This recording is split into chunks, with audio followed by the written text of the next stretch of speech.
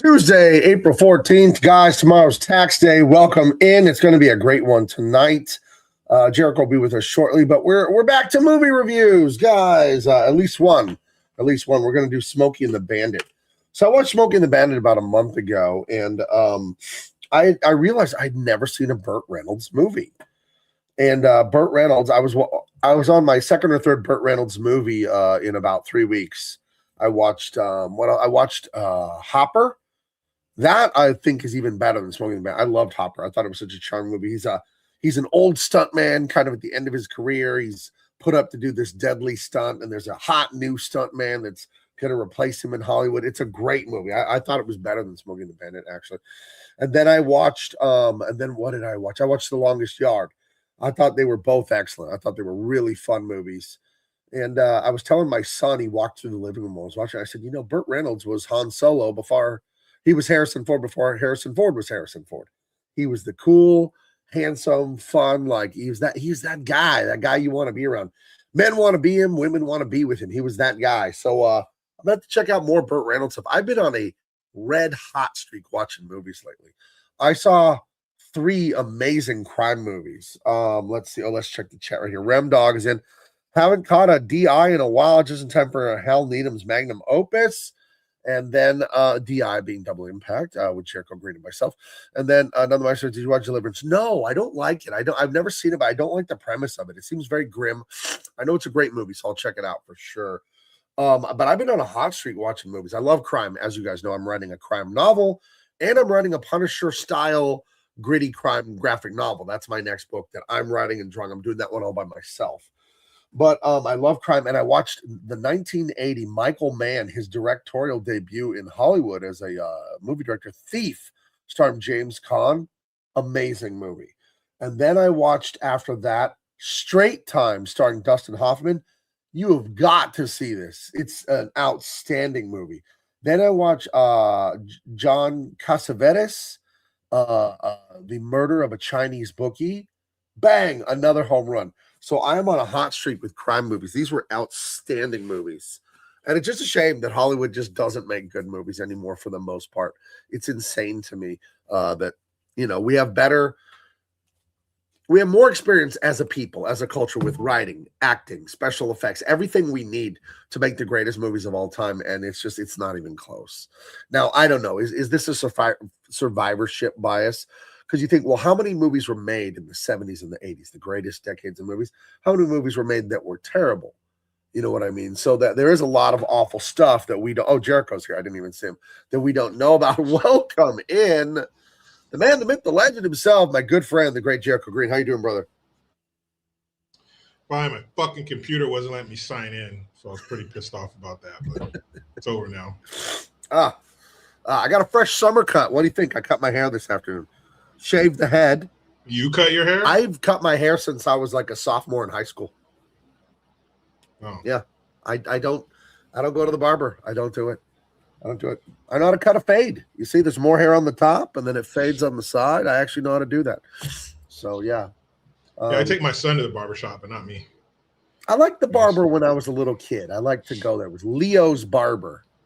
And he was this old man. He was a World War II veteran. He would cut my hair and my brother's hair. But once I got to high school, I was always shaving my head for football, and I just got used to cutting my own hair. I don't know. Maybe I'll when I get millions of dollars, I'm going to go to like Tijuana and get the hair implants because I'm not bald, but I wish it was thicker. On top, luxurious, like our friend Dean. Well, don't they go to Turkey? Yeah, but you Turkey for that. You could go to Tijuana and do it, and it's 20 miles from my house.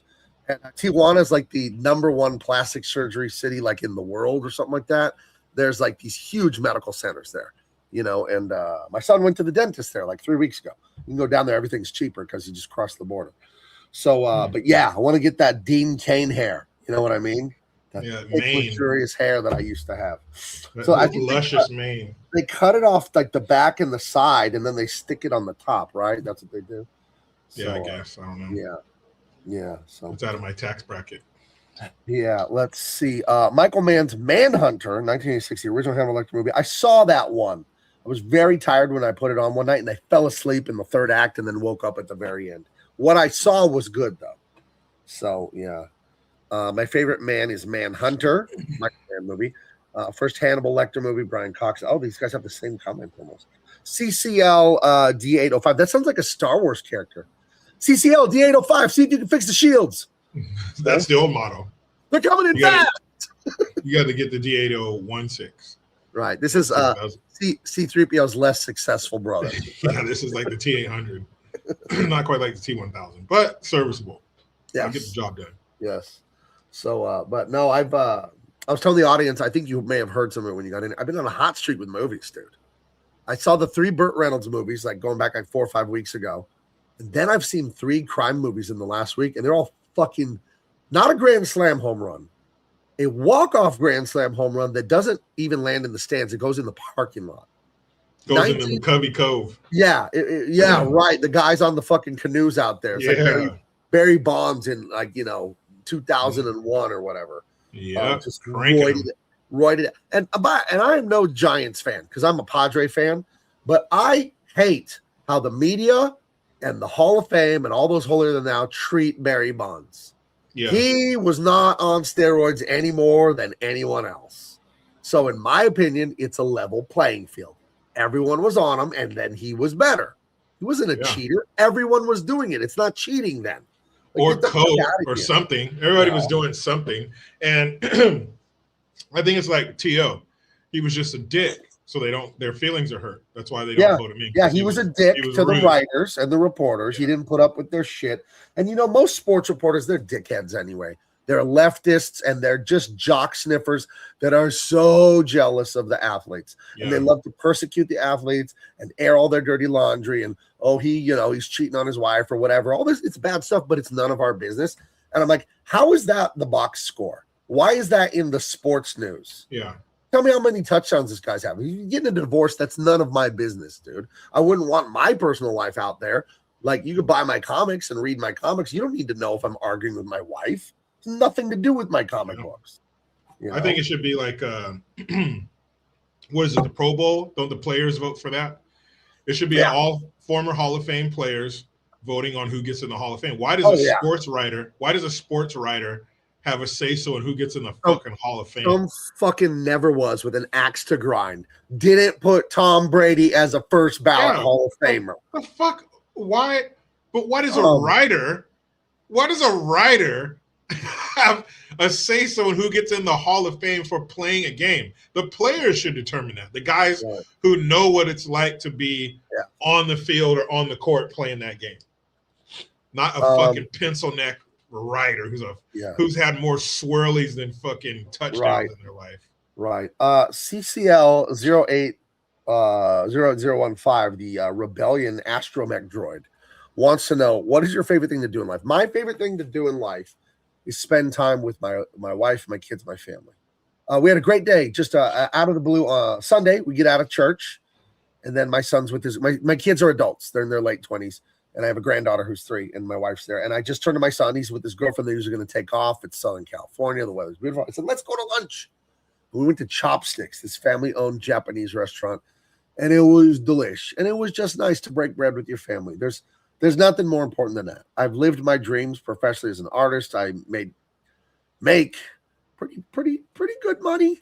I live in a beautiful home near the beach, blah, blah, blah. All these achievements, not bragging, but I'm telling you, the thing that makes me happy is just spending time with people I love, people that love me, and your friends, family, all that. That's I think that's the only thing that's rewarding is loving God and loving people. That's the only thing that really matters. You need money; it's a very useful tool, but I spend a lot of time trying to have money to make me happy and achieving all these things. And you're like, when I was at my height at DC Comics, that was like the most miserable time in my life.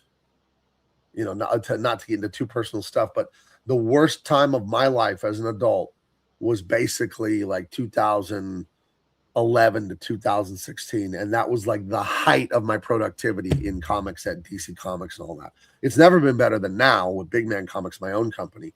But yeah, that was the most miserable I ever was and the most I ever did professionally in comics.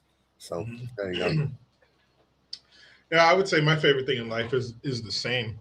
I mean, and it's different. It depends on what stage your kids are in. Yeah. If they're little babies, it's not going to be so much spending time with them. It's more of taking care of them. Yeah. Pooping, they're crying. But once they get pooping and crying same time. Yeah, at the same time. I've never done that since I was a baby. Maybe that's pretty sad. Now, if you're an adult, if you're shitting and crying, like that's bad. Well, we've all gotten like ate some bad food and then you're shitting and throwing up at the same time. Oh, and then you got to get in the bathtub. Just get in the bathtub and fucking let that shit ride. But never crying let it go. And shitting. Never crying and shitting. That's really sad. Go ahead. When they're little babies like that, the hangout's different. But once they become, a year, 2, 3, like they're a little person, like toddler, that's when the hangouts get a little bit different. There's more, they're talking and saying crazy shit, and you're playing, you're wrestling.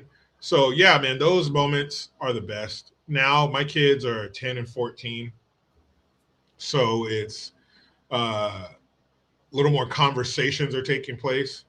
It's a little more what's going on in your day. What do you think of things? So the hangouts change, but they're still equally awesome. But as they get older, I wouldn't say it gets less fun. It's just a different fun. Right. Different kind of fun. Yeah. But To me, hanging out with the family's the best. To me, there's nothing better than little kids like that. My granddaughter's 3. She does live here with me. My daughter lives here. And it makes me want to have more kids. My wife and I are about to turn 50, and it's like, people have had kids at 50. My wife's Mexican. They're fertile women. They love it. They're fertile women, You shake their hand too long. They're like, I look at her wrong. She might end up embarazada. As they say. She's like, I have to talk to you. Wait, what? Yeah. So, I was folding your laundry, and then the next thing I know, I touched your boxer shorts, and it just happened. And boom, now I'm puking in the morning. I don't know what happened. What the? So I'm all about making babies. The guy part, that's awesome. Yeah, you're just chilling. You just run into the store now with DoorDash. No, I'm saying actually making the baby. Oh yeah, that's what's that going to cost you? 7 to 10 minutes? 7, 8. Yeah. 7.5, 8.5 minutes. Yeah, and then you're like, I'm done. We got a kid. And an awesome 8.5 minute, 7.5, 8.5 minutes. Right? We're talking like the best part of a roller coaster times 10. Yeah. Like, you're having a great time. It is crazy to me that there are 2 types of humans, men and women, and all of us are just completely normal with women having babies. A lot of things blow people's minds, like internet technology, a spaceship allegedly going to the moon last week. There's so much technological marvel and wonder in the universe. And we have half the human population can grow a person inside of them and then push it out. And we're all like, yeah, that's normal. Cool. If you really, really, really think about it, it's the most insane thing on earth that happens. It's the most natural thing. But it's completely insane that a person grows a person. It's like when you think about it, and I don't do drugs, but I know I sound like I'm on mushrooms right now. But dude, this just blows my mind. Like there's like a person and then like a little person. Dude. And then like that little person will turn like into a big person. And then another little person will come out of them. And on and on. Right. It's a trip. Yeah, it's something. But I will say, ladies, I don't know. I don't care if I start some shit. Start it. Yes, childbirth is extremely painful. But you guys are built for it. Right.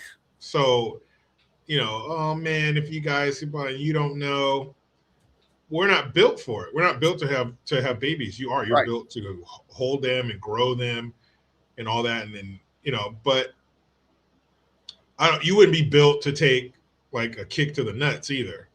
No. Like that's a pain that you don't know nothing. Your period cramps. All right, okay, I respect that. I don't know what that feels like, but getting kicked in your balls, shit. That's our childbirth. I don't think you'd want that either. That's our Vietnam, dude. Yeah, man. That's our front lines. Fucking bullets flying. You just hear that helicopter and the disses. Fine, yes. Come on, dude. That is something else. But women are built for that. So yeah. So I don't want to hear any more crying, you dizzy broads. Dude, if we were built for it, And women say that too. Well, if men had to have babies, there would be nobody on earth. Yeah, there would, because we'd be built for it. We would do it. Men do shit all the time you don't want to fucking do. But yeah, we do it. No problem. Weird thinking like that. It's like it all goes back to that. If my aunt had wheels, she'd be a bike. You know, it's like, if we were that, then we'd be this. We handle it. Yeah. You see that guy? There's a guy on Instagram who's getting a lot of fame, going viral, as the kids say, where he's a stay-at-home dad, and like he'll cook stuff. He'll talk like, I'm a stay-at-home dad. He's like, yeah, he's like, my wife, she just left for home, or he's going celibate till he gets 50,000 followers. She's like, it's like day 32 of no nut, whatever. And he's just like trembling. If she comes in that front door one more time, if I hear that key in the front door one more time, I'm gonna fucking explode. But one of the videos he says, he's all, women complain that being a stay-at-home mom is the hardest job in the world. He's like, no, it's not. He's like, most of the day your kids are at fucking school. I'm a stay-at-home dad of 5. And he said it's the easiest fucking shit in the world. He's like, just plan your time out, use your time wisely. You can do it. And he makes these meals, roasted chicken or fucking whatever, breakfast. And he's making all these things and giving you the recipes as he's explaining to you what he does with his day. But he's like, man, it's not the hardest job in the world. Not even close. And he's like comparing it to, coal mining or, real hard jobs. Try being one of those fishermen on the Bering Sea where the waves are, like skyscrapers, crashing over the side of the boat. You've seen those videos. It's like, and it's like some shit that gives you a weird feeling in the pit of your stomach to watch the videos of these guys out on the roughest seas possible. Right. That has to be more difficult than, all right, time to take a nap for 3 hours. It's tough. Yeah, kids, they're wild and shit like that, and they don't listen, and they make messes and all that kind of stuff. But I think what happens is, and this is a sad thing, man, is they get to be toddlers and they need attention. If they don't have a sibling, they need attention all day. Like Big Baby lives with me, 3-year-old. We're her friends, right? Because there's no other kids here. So when we play in the yard, we play Legos, we play watercoloring, we play Play-Doh, we do this, we do that. And it's like she has to be played with all day because you don't want to. Thank goodness she's not an iPad kid. And I'm sorry, if that ruffles feathers, you're not supposed to be sticking the iPad in front of the kid. And the people doing it at Chili's, shame on you. Shame on you. Going out to eat and sticking the iPhone in front of the kid, shame. How dare you? That is so bad for the kids' brains, dude. Don't be doing that. Don't they hand out crayons anymore? Right. Crayons in some bullshit scene based on the restaurant you're sitting in. Right. Remember you connect the dots that are all numbered and you fucking trace, whatever the fuck it is. It'll be like a picture of a giraffe and he's really happy to be eating at Chili's for some reason. Yeah, or a black bear if it's a black bear diner or some shit. Have you been to the black bear diner? I've been there once. It was pretty hearty. Oh, black bear, yeah, they're all over the place up here. They're good. They have really good bread pudding if you're into that. Yeah, they have bread pudding with a little pudding. It's cream and bread and sugar and cinnamon. Yeah. And they have this praline sauce you pour over it. Delish. I remember. Have you ever seen a praline? Like it's a disc of like kind of chalky, crunchy, not crunchy, chalky like sugar, and it's got like pecans in it. So it's a cookie. But it's not bread. It's made of pure sugar.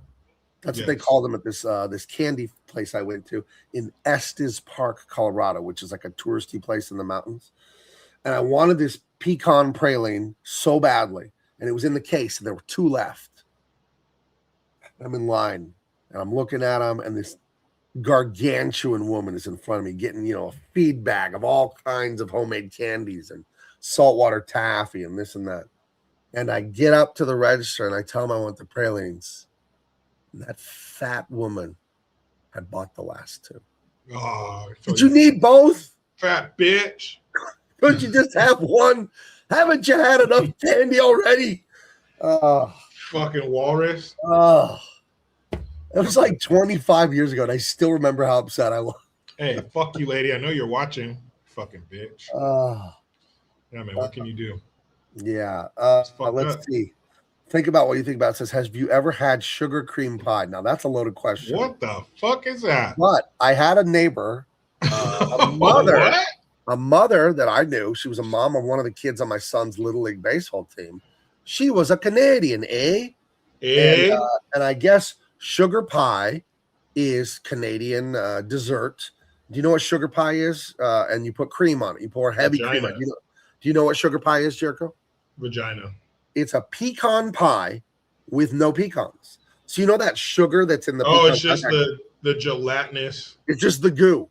It's just the sugar goo. Oh, wow. Yeah, and then you take the heavy cream and you pour it on top and you eat it.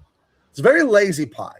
It's like, I was making a pecan pie, but I want to sprinkle the pecan. I didn't have any pecans. I was going to have whipped cream, but I just poured cream on there. I didn't bother to whip it. This is a very lazy pie, Canadians.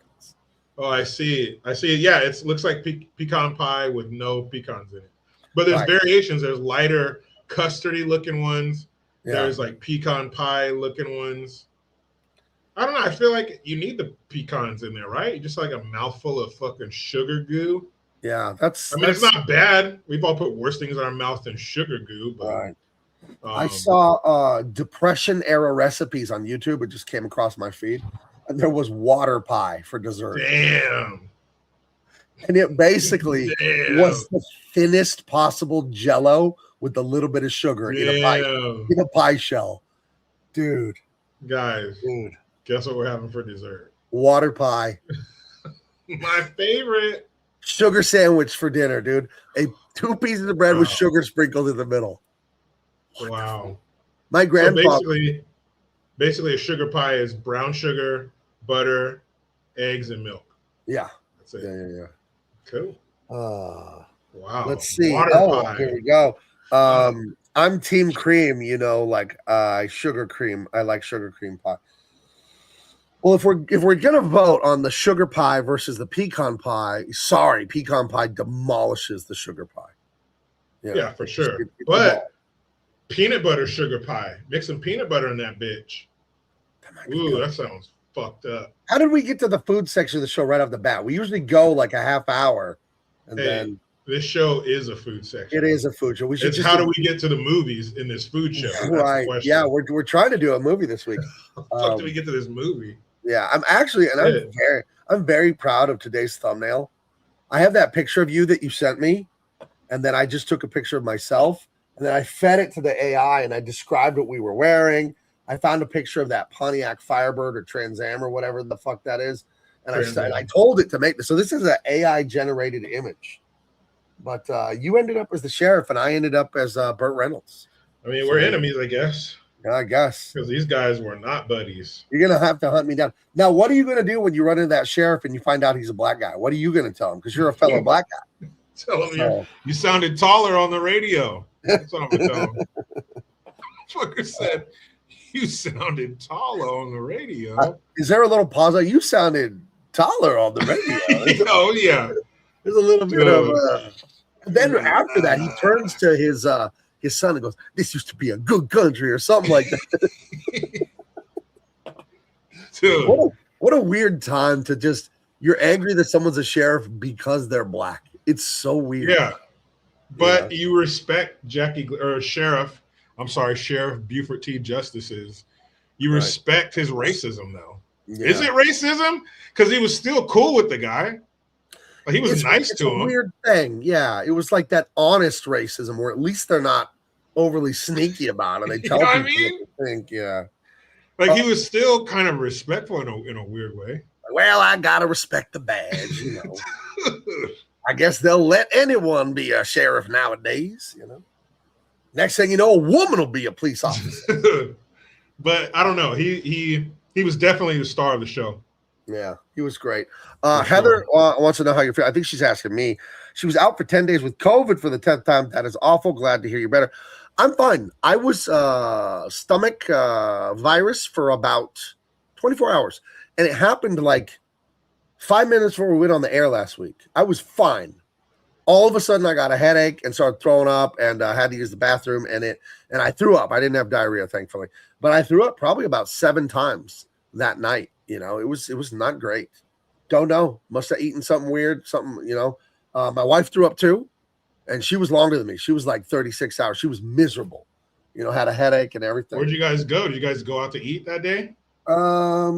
I mean, I did find some food on the sidewalk in front of the house. It was good, but maybe.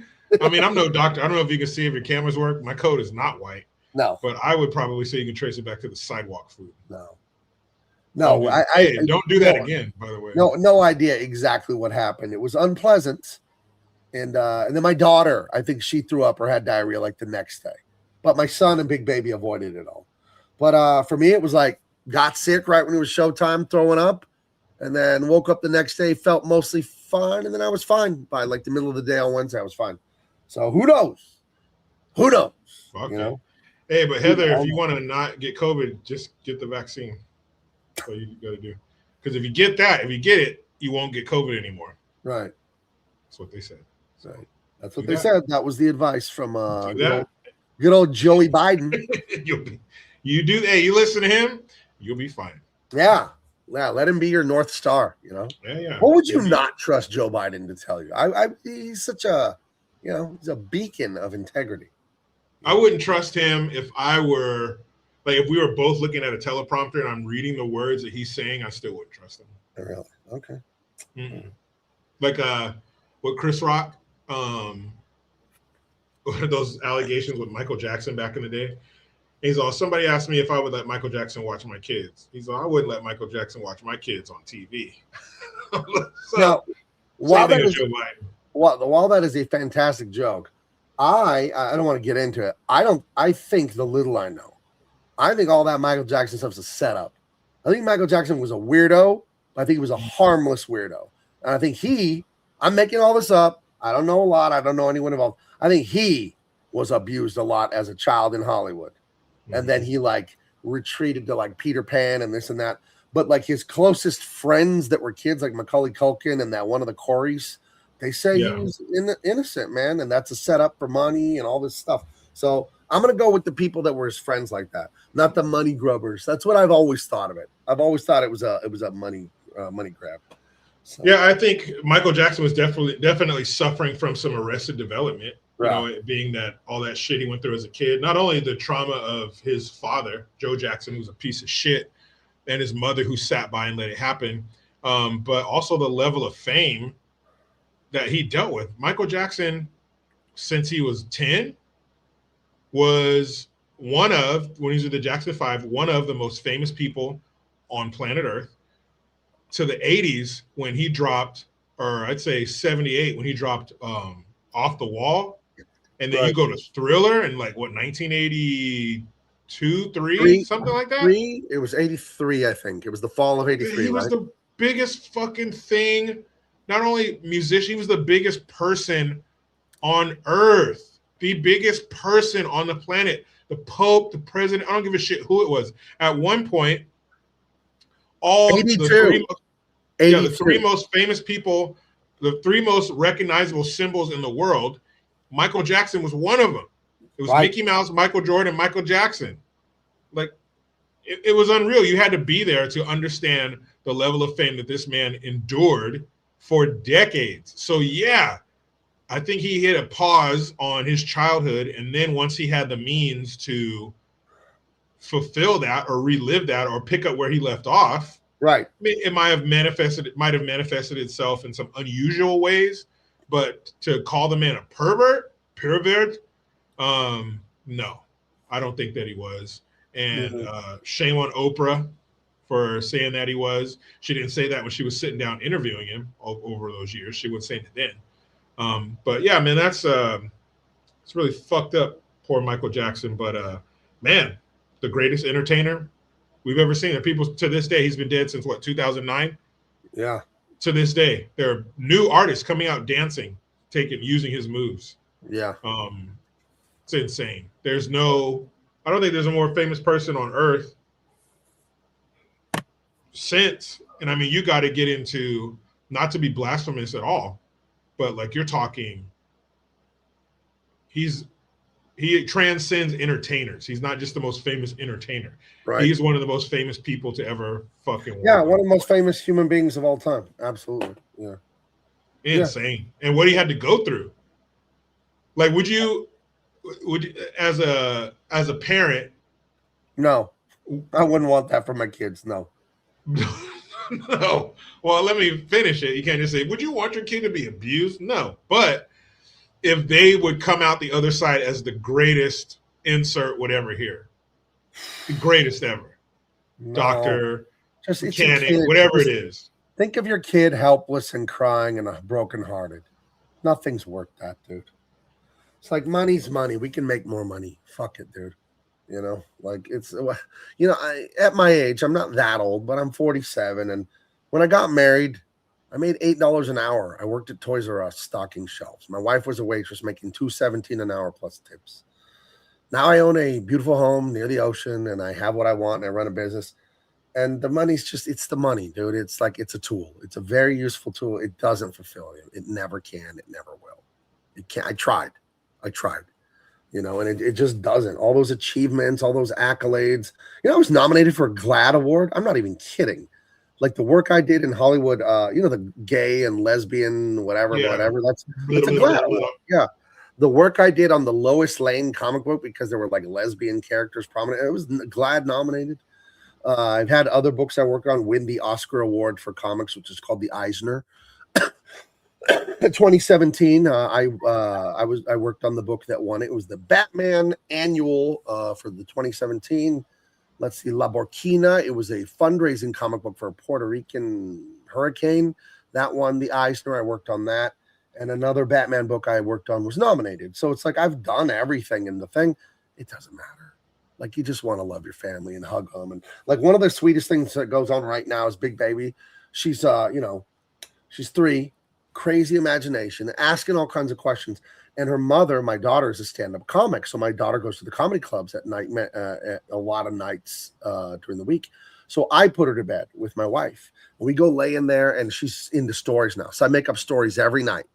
And she saw the Mario Brother movie. So every night it's like Princess Peach, Princess, Princess, my granddaughter's name, and Princess Rosalina are doing this, and it's King Koopa and Bowser. And I just have her laughing. And I'm like, I was telling my wife in the car the other day, I was like, days are going to be gone. It's here now. And it's going to be like that. You know what I mean? And it's like some of the most happy times I have in my life is just playing with her and telling her a story and watching her fall asleep and stuff like that. So when you say like, oh, would you want that for your kid? No, I wouldn't want my kid all crazy and deranged and all tabloids talking about them. And so fucking what if they make $100 million? If their life is miserable and they end up crazy and on drugs, no amount of money's worth that, dude. You know, because you know, I talked to my friend Bill Frake, the Disney animator. Watch that show, guys. It's on this channel. It releases every Thursday morning at 8 a.m. on Pacific. And he tells me so much about Hollywood and working for Disney and Warner Brothers, all the companies. He worked for the same companies I work for. He worked there way longer than me, though. And he tells me he knows so many movie stars because he worked in movies. And they're just the most messed up, miserable people, messed up families, and all the stereotype. Like so many of them are that way. Because the wealth and the fame, it's like it's a devil's bargain, dude. Have you ever, you know, the thing about the monkey's paw, where it's got the monkey paw and you got 3 wishes, and then they always wish for something, and then the wish like turns around and bites them in the ass, you know. So I don't know. Yeah, that must be what a mind fuck that is, to have all the fortune and fame and be trapped. You know, like to be one of the people that are so famous that you can't go anywhere. So you have this opulent mansion that echoes when you fucking yell in it, and you know the pool and the cars and all that stuff. But you're trapped. You can't go. You don't want to go because you don't want to deal with, hey, snap, click, click. You know, dude, some of these guys would get in car accidents from the fucking paparazzi driving next to Princess Diana. Fucking died. Right. The paparazzi flashing bulbs and shit and speeding after him. Man, to be fearful of that and just be trapped in your fucking mansion. That must suck, man. That must suck. And this here's piece of shit, Joe Jackson. There's Joe Jackson. I mean, it's a little bit of 2020 hindsight, but knowing what we know about him and then looking at him here, it's like, yeah, he looks like a bad guy. You know. Yeah, he's a piece of shit. But that's probably just my own bias from what I know about the guy. Let me see. Sorry. I had to burp really hard. Brian Knapp, 6215. Okay, guys. Unsolicited advice is coming in from me. Sorry, so don't get offended. He says he got fired last week. Then his wife had to go to the hospital again. But he's hanging in there. The job was going nowhere, so he won't miss it. Brian, We all eat shit once in a while. We all have a really hard time, and attitude is everything. I don't know if I'm older than you or younger than you. I don't mean to lecture you or whatever, but I'm just trying to help you because I know that sucks to get shit canned like you did or whatever happened. Attitude is everything. And I'll tell you this. I know this for a fact, and I saw some scientific research about it, but I've known it my whole life. The outcome of your life, your success, your failure, it depends on one thing almost: what you think of yourself. If you think you're a loser, you think you're subservient, you think you're second best, you will be. But if you believe you're great, you believe you're going to achieve, and you believe it all, it's going to happen. But it's not like hot air and talking. Belief means to act. There's a verse in the Bible that says faith without works is dead. That means if I want to exercise and get in shape, and I buy all these barbells and all these exercise books and diet books, and I just read them, but I don't do it, I just read it, then I don't believe it. So if you believe you're great, you believe you're going to achieve, you believe you're going to get to the top, act like it. Just start acting like it. And you won't believe it at first. But the longer you act like it, then you will believe it. And then it just starts to come true. I kid you not. That's how it works. So hang in there. I'm sorry about the job. Sorry about your wife, brother. I will be right back. He has to go settle Joe Jackson's hash. Yeah, it got me all emotional. But yeah, I've been doing a lot of work. I know my audience is primarily men, and I'm very much into men's mental health. My own. You know, I've joined. Oh, Jericho, we can hear. I'll mute Jericho. I don't know if he knows that. Okay, I muted him. I didn't want him to say something on the air, and he doesn't know he's on the air. That's not right. But I'll unmute him when he comes back. But I'm into mental health big time. I joined an online men community, and we have meetings. You can go to meetings at this community every day. But I go a couple times a week, and you talk about your problems. You talk about what you're doing about it. You encourage each other. You correct each other. I joined the men's group at church too. And I think because we live in this society that hates men and hates everything about men, anything that comes natural to men has been vilified by our culture. And we all bought into it. You may not think you did. You may think you're anti-woke and you're conservative or whatever, you're traditional. No, you're not. We were all raised in the feminist, anti-masculine soup. We were. We weren't aware of it. It's not your fault. It's like when Neo can see the Matrix, in the 1999, the first Matrix, when you can suddenly see what the universe is made of. When you start seeing the absolute hatred and attack on masculinity at every vector of society, everything good about men, everything natural about men is constantly attacked and deconstructed. Once you see that, you can't unsee it. And you have to say F it to the people that are telling you you're wrong for being a man and you're wrong for how you are naturally as a man. Take your personal power back. That's the journey I've been on since like 2013. I got really into this stuff because I always felt like something was wrong. I didn't quite understand what I thought about the world and what I did, but it didn't make sense to me. And why were people like this and blah, blah, blah. And I started doing some research. And it was like the Matrix again. It was like that red pill. That's why they call it the red pill. You've always felt something was wrong, but you couldn't name it. You couldn't put your finger on it. And that's what it is. It's a leftist attack on traditional masculinity. That's what it is. And it's not a lie. It's not a delusion. And you got to work on it, So Brian Knapp says, I'm older than you, 52, but I appreciate the advice. Yeah, man, I'm telling you, what you believe about yourself will come true. It will. And you're like, if you think you're a loser, who cares? Act like a winner. Say, if you want to change your behavior, Brian, you do this. Say, what would someone who thought they were a winner do? How would they think and react? I'll just do that. No matter how I feel, I'll just do that. And I'll keep doing it. And every fork in the road, every decision I make, I'm going to act like the person I want to be. Always. If I want to be thin, I'll act like a person who loves eating right, even if you hate eating right. If I want to, get my cardio and all that up, I'm going to act like someone who loves exercise, even if you hate it. You just keep acting like it. Aristotle and Plato, I don't know who really said it. If you look online, they're both credited with it, but they both are credited with character is built through habit, meaning the way you think and the way and all that, it comes from the way you act. And as human beings, we're wired backwards. We want to think it and then we'll do it. It's like, well, I want to like exercise and then I'll exercise. Doesn't exist. You have to face that and embrace that doesn't exist. It's like, oh, I want to be a money saver person. I want to feel like a person that's thrifty and makes good deals and doesn't blow money. You might not. You might be a spender, man, but you just don't act like a waster, you know? So I'm telling you, stick to it and your mind will start to change. Let's see. Think about what you think about. It says, I need a good man's group. I love my wife and kids, but I need some man time. 100%. You know what I started doing a year ago? Think about what you think about my best buddy, Filipino guy. We met when we were 9 years old. He needed someone to show him where the bus was. And we lived 5 doors down from each other. So I showed him where the bus was. And I didn't go home. I just walked into his house. I kept talking and talking and talking like I always do here. I've always been a big talker. And we've been best friends ever since. And we're still best friends. He lives 20 minutes from me. And a year later, another kid moved in next door to him. And we were great friends too since then, and we still are. We went to the movies on Monday. We saw Chow Yun Fat and John Woo's movie, the movie I was telling Jericho to see, The Killer, and I felt like I was 12 years old again. We were laughing. We were like, oh, yeah, and all the great kills and the gunshots and the action. And it was like a Friday night renting a VHS. It was such a great night. But for the last year, I've been telling my best friend, let's go to dinner once every other week, at least once a month, if not twice a month. I do it every week, you know, if the schedule permits. And you go with men only, no women, no kids, no nothing.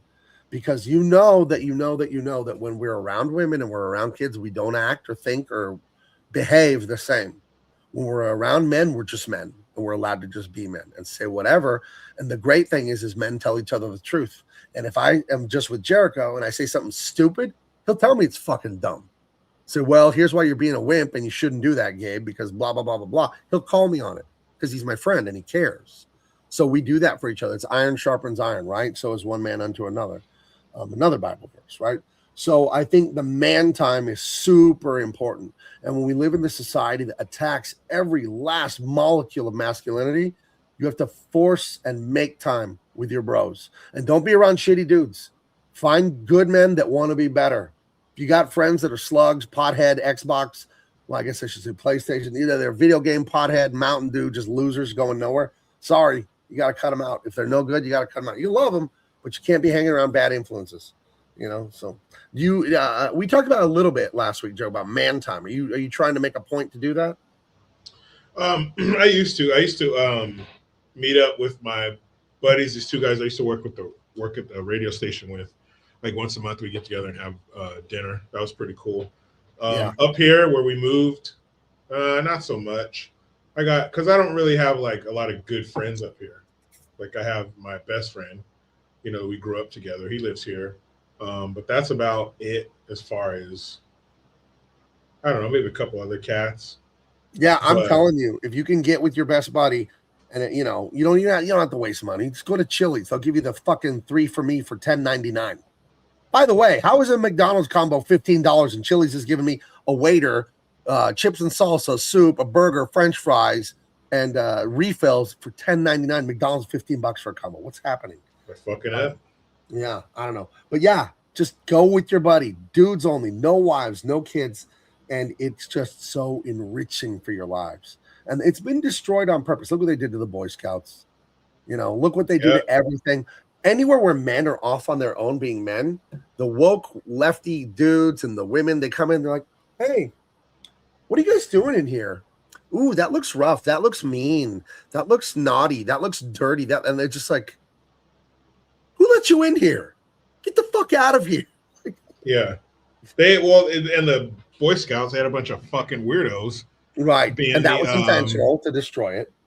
Yeah. Well, you know, and you had a lot of kids coming from broken homes, single parent homes, and they use the Boy Scouts as a way to, I don't know, maybe fill that void or as a babysitter. And of course, predators, they're going to go where the prey is. And if you have a bunch of prey that isn't watched over very well, and we're going to go, you know, I can't remember which comic said it, but he's like, don't worry about the guy. The guy you want to send on the camping trip with the Boy Scouts is the guy who doesn't volunteer. That was Adam Carolla. He said, if you're at the Boy Scouts, we say, oh, we need someone to take the 9-year-olds up to Los Pinos this weekend. The guy that goes like this, no, you're not allowed. Yeah. The guy that has to take the kids camping in the mountains is the guy making 800 excuses of why he can't. He was like, fuck. That's the guy you want. The guy who already has his car packed with camping gear.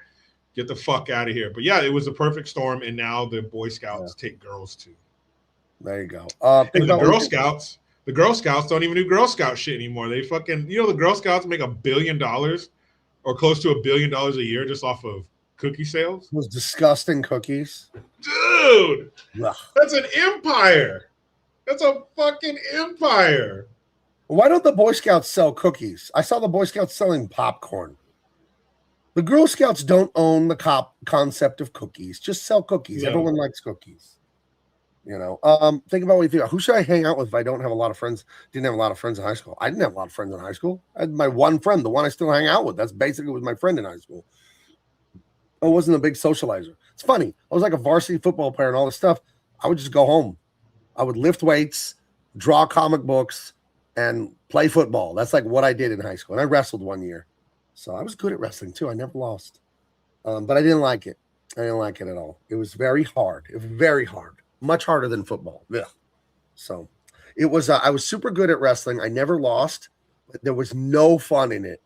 It was all just shoveling rocks is what it was like. Just unpleasant. The whole thing was unpleasant.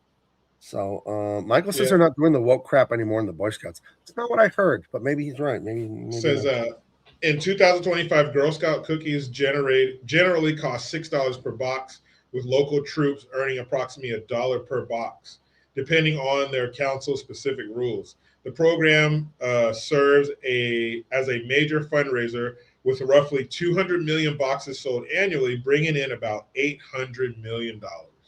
Dang. The only Girl Scout cookie that I like, the only one I like is the Thin Mint. I don't like any of the others. They're so artificial. All the butter is just like waxy soybean oil. Like there's no cream, there's no butter. The Thin Mint is good. The rest, no, grody. Damn, those peanut butter ones, million. Yuck. The lemon one, stupid little sandwich one. I don't like the Samoas. A lot of people like the Samoa with the coconut and the chocolate, and no thanks. No, you keep your coconut bullshit. Yeah, that's one coconut thing I'll agree with you on. I'm not crazy about the Samoas. I do love coconut. No, take your communist coconut and stick it up your ass. No way, coconut's gross. That's for people with fucking poor mouths. And I don't mean monetarily. I mean the quality of your mouth. Not true, but we'll move you have a very unsatisfactory mouth. Your mouth is subpar. That's fine. You put in what you want. It's your mouth. Well, now if your son wanted to eat a bunch of stuffing at Thanksgiving, and then he wanted to have a bunch of coconut, and then he also wanted to have chunky peanut butter, would you say that you were going to go home and punch his mama in the mouth? I would declare him homosexual. Obviously, that's what's taking place. Right. Dude, he said, when we get home, the first thing I'm going to do is punch your mama in the mouth. There's no way that you came from my loins. Dude, that's so fucked up. To your son. To your only child. Yeah, not a great thing to say. Not a Son, great thing to say. You can't. There's no way you came from me. Right. There's no way. Now I'm gonna physically assault your mother for it. I want you to tell me about Smokey and the Bandit, because I didn't know this is one of your favorite movies. So we're doing a movie again. You guys wanted me to do a movie. We're doing a movie. What? Yeah, let's see. We'll add it to the screen. Here we go. Eastbound and down. Something trucking. Load it up and truck it. Yeah, we're gonna go all something through the night or something. It's a catchy. We're gonna do what they say can't be done. We got a long way to go and a short time to get there. Michael Coulter, I am not a coconut hater. I'm a coconut lover. I love coconut. I don't like Samoas, and it's not the coconut I don't like. I don't like Girl Scout cookies because they are so disgusting. The artificial ingredients. I don't like candy. Like all that Snickers, Reese's, peanut butter cup, all of that stuff at 7-Eleven does not taste like when we were kids 30 years ago. I don't know what it tastes like, but it's gross. When it was Halloween 20-something years ago, I'd eat a whole bag of those damn Reese's cups. Whole fucking bag, man. Whole fucking bag, like a damn horse with the feed bag. And no, you give me one or two of those, I'm like, what is it? Yuck. So let's see. That is a nice Pontiac. Is that a Firebird?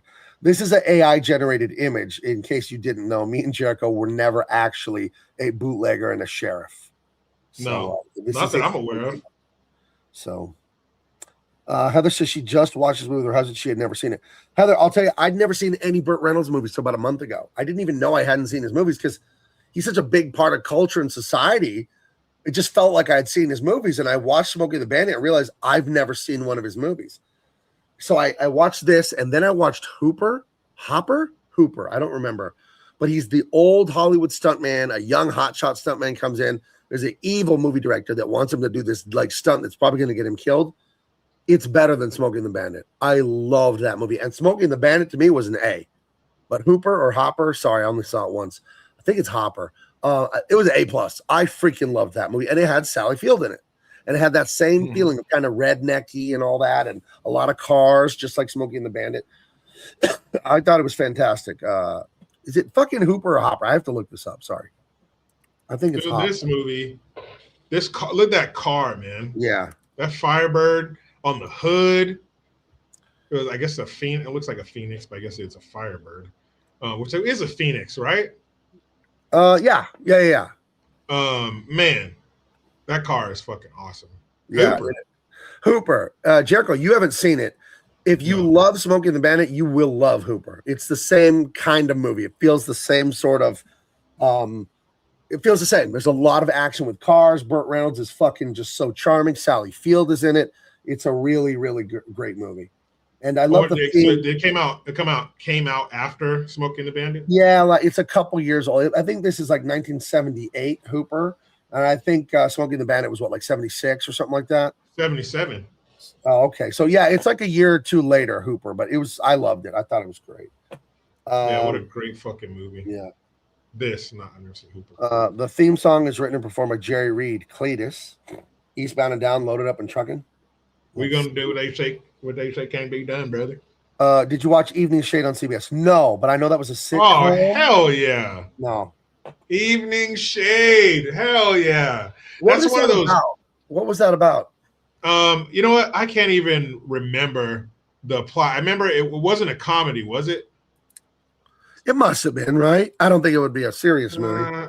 Hold on. The forgotten 1990s Burt Reynolds sitcom. Yeah, it was. Yeah, dude. Oh, I remember it's all a bunch of old motherfuckers, except for his girl.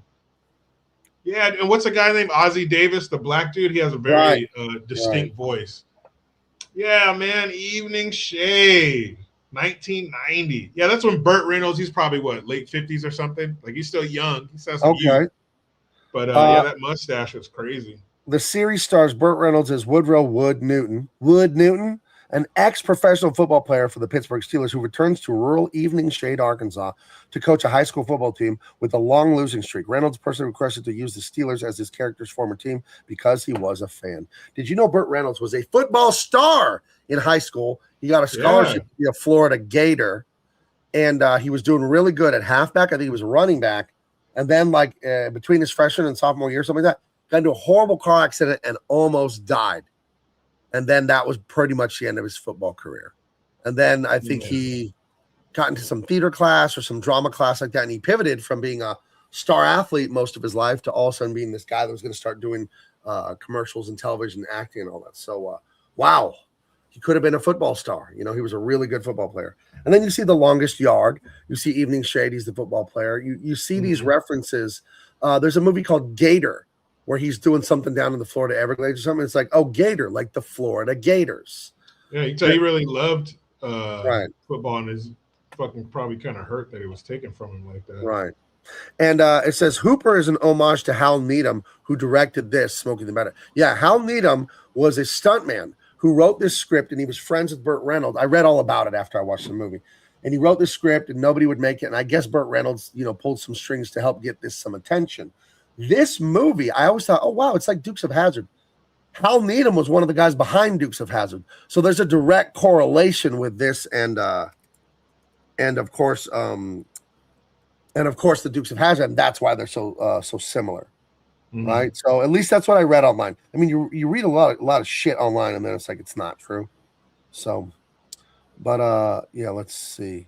But yeah, Hal Needham had something to do, I think with Dukes of Hazzard. I think I read that. It could have been another person involved in this movie.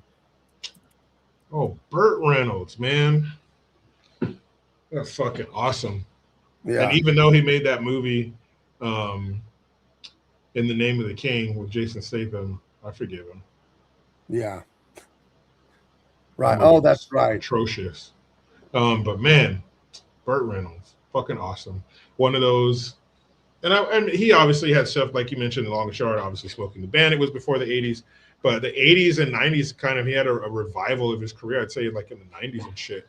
Yeah. You know, yep. Evening Shade and stuff like that. Like Burt Reynolds, man, that motherfucker is around. He had that Cannonball Run. It's supposed to be crazy. I've never seen it. Yeah. He had that Deliverance was the big breakout for him, right? Yeah. Yeah. Crazy. All right. Well, have you guys seen Once Upon a Time in Hollywood? I have seen it. I don't like Quentin Tarantino. I think he's trashy for the sake of being trashy. That said, the friendship between Leonardo DiCaprio and Brad Pitt in Once Upon a Time in Hollywood is one of the most endearing platonic relationships between two dudes. Like, that is a true friendship between men. That's really well done. But I think Tarantino overall is just disgusting. His movies are just gross. I never wanted to see that. For the sake of being gross, you know. I never wanted to see it because they shit on Bruce Lee in that movie. So I'm like, fuck that. I'm not watching it. It's a 2-minute scene where they shit on him. I mean, whatever, dude. Fuck it. I've seen it. I've seen one Quentin Tarantino movie. You've seen them all. Cool. Yeah. When I was young, I liked Pulp Fiction, but in my defense, I was 15 or 16. I didn't know any better. So, you know. So, but no, it's as I've gotten older, it's like, nah, this is just filth. It's just filth for the sake of being filthy. And that's not intelligent, and that's not creative, and that's not artistic. Anyone can show you their ass. That's not some talent, okay? Jeez. Anyone can show you their butthole. Right. That should have been my senior year quote in the yearbook. Anyone can show you their butthole. That's unfortunately true. It's words to live by, man. All right, Jericho. It's your show now. You're Mr. Smokey and the Bandit. I am. Yeah, because I saw this once, so my memory of it is I saw it once. Well, you know, I've seen it 100 times. So okay. Oh, let's get into that real quick before we get into the story. So you saw this 100 times. Who loved this? Was it your dad that loved it, or who showed you this movie that you saw it so many times? Oh man, I can't remember the first time I saw it. I mean, ever since I was a kid, but we all liked it as a family. Yeah, my dad loved this movie. It's one of those movies whenever it was on, you watch Smokey and the Bandit, and dude, the sound of that engine, right? How frustrated Sheriff Buford T. Justice got, the things that he would say, the colloquialisms, man. Yeah. What do you call him? A tit turd or some shit like that. Like, man, he was just going nuts. And I think he's the best part of this movie. The car, great. The relationship he had. I don't know, the name escapes me, but his friend driving the 18-wheeler, driving all the beer. Their relationship. Snowman. The snowman. Yeah. And his relationship obviously with Sally Fields. Right. A lot of great shit going on in this movie. His relationship with all the people along the way that he must have endeared himself to them somehow. He helped. He was like a folk hero. Yeah, because everybody's like, go on through, Bandit. I got these county mounties and all this shit, dude. He was. I couldn't help but think of O.J. Simpson blazing the 405 freeway and people holding up signs that said, "I'll never forget." A sign that said, "The juice is loose." Yeah, people cheering for O.J. as he's driving around town before they knew all the details. Right. And for those of you that weren't there and don't remember, that really did happen. That people were cheering OJ, holding up signs, standing on the overpasses that are on the bridges that went over the freeway. Holy shit. Yeah. Look at this t-shirt I just found. Hell yeah. And if you know, you know. Yeah. I like a lot of people, younger people, and it's not your fault. You can't help when you were born. Mm-hmm. But if you were old enough to be around when that happened, like now, you only know it from the end. OJ, he did that shit, blah, blah, blah. But being those people in the beginning who didn't know, you're going to cheer for OJ. Right. Go, man, go. Fuck that. Cops, leave OJ alone. Find out, he did what? Damn. All right. Maybe I shouldn't have been up there, but Let's tie this together. We'll start the movie in just a second, here, because it's already 7:00. I said Michael Jackson. I never believed the allegations. I think it was a money grab. Macaulay Culkin and that Corey Feldman, they said he was innocent and he was a loving, sweet, weird guy, but he was innocent. So I believe his friends, the kids that hung out with him, I believe them. I, for the longest time, thought O.J. Simpson was innocent. For the longest time. And I don't know what I think now. But when I was younger, it's like I remember watching the trial because it was on TV 24/7. And there were parts in the evidence that said some of the blood they found had preservatives from the police laboratory in it. So you found blood at the scene and OJ had been drinking preservatives from the lab? Chugging it. That sounds like you sprinkled blood at the scene of the crime is what that sounds like to me. So what I've settled on as I've gotten older is OJ probably did it and the cops tried to frame him like because he was so rich and famous, they thought he'd get away. So like he did do it. And then they framed up the murder scene even more. But then they fucked it up. Yeah. The cops fucked it up too with Mark Furman and all that shit. They fucked it up. Yeah. So. Could you imagine now with social media, all the old posts they would have found by Mark Furman? Right. All the old fucked up shit he said. It'd just be like the post. He'd be like retweeting like the knee on George Floyd's neck and shit. Yeah, and dude, all this racist shit. He'd have tweets that would just say apropos to nothing. He's like, it's not that I hate him, I just don't want to live around him. Yeah, that's all the tweet would say. Dude, bold letters, all caps. Dude, you're done. But for them to find that out without social media and all that kind of bullshit, man, it must have been egregious. But yeah, man, what a time to be alive. I remember watching TV and all of a sudden it cuts. I was like, fuck, why are those cops behind that dude? Who's that? Mom. Somebody named O.J. Simpson. The cops are behind him. What? That was May or June of 1994. June 1994. I was at home during home on summer break, and it was like cut from what you're watching to O.J. Simpson. Like in the middle, I was watching a show called South Central, and it just cut away to breaking news. I'm like, what the fuck is it? I was like 13 going on 14. What the fuck is this? His friend AC Cowlings was driving the white. It's like, wait a minute. Do you go by your first two initials because he goes by his two first initials? He wanted to be like him. Like he's OJ, so now you're AC. Like, is that what's going on here? OJ, he probably manipulated and used Al Cowlings. Like that was his little lackey. Fucking did whatever he said. Probably would have helped him hide the body if he wanted him to, just to be just like he was like the guy on Happy Gilmore who kept saying jackass, and the way he was with Shooter McGavin. Hey Shooter, want to go to Sizzler? My treat? Nah, I'm busy. The guy just kept, hey man, you want to hang out and all this kind of shit. Just his little puppy dog.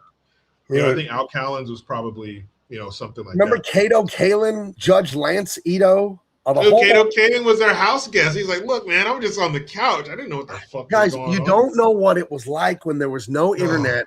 And even though there was like 80 channels on cable, there were 3 TV channels, 3 or 4. ABC, CBS, NBC, and Fox. There were 4 channels. And Fox was late to the party. Yeah, Fox was like kind of trashy. They had like Married Children, The Simpsons. Cops.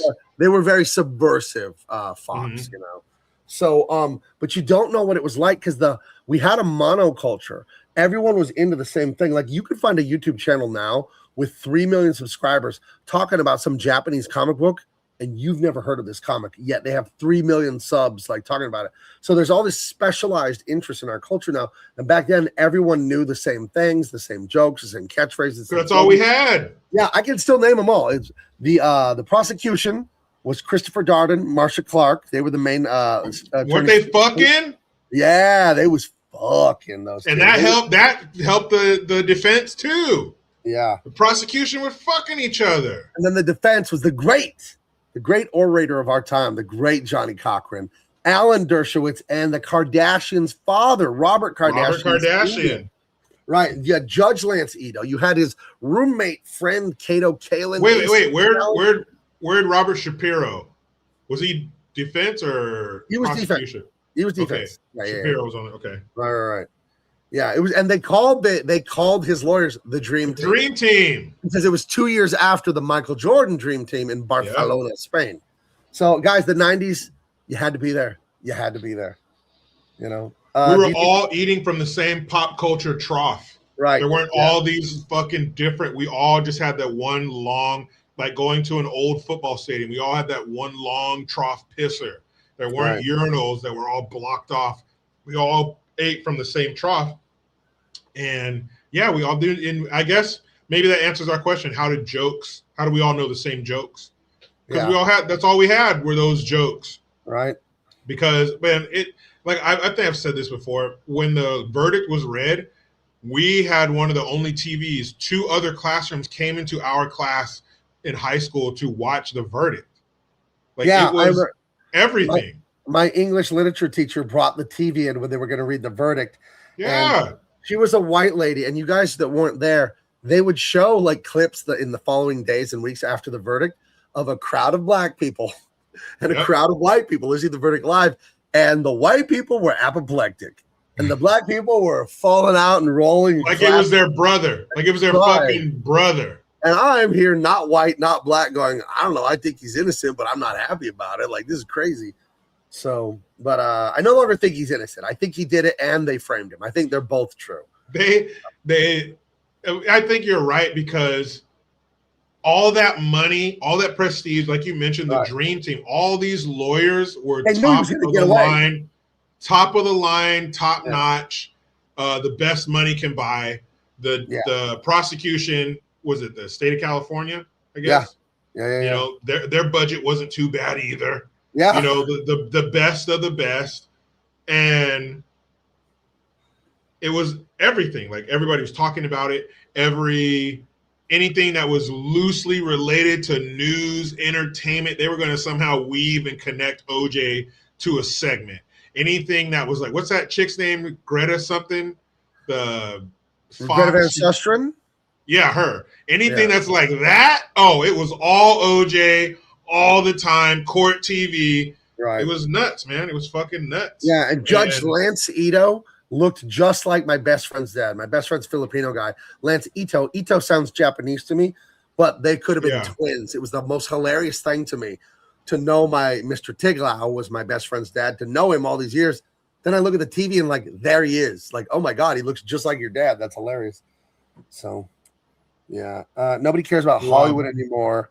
Those guys are just a bunch of weirdos and probably Yeah, Hollywood really shoots himself in the foot because they won't shut up about how much they hate half of the country. That is a very bad business strategy. Just in case. Dude, stupid. It was so awesome. It was so awesome when actors were just actors and we'd only see them in their movies or their shows and their red carpets and their interviews on Entertainment Tonight.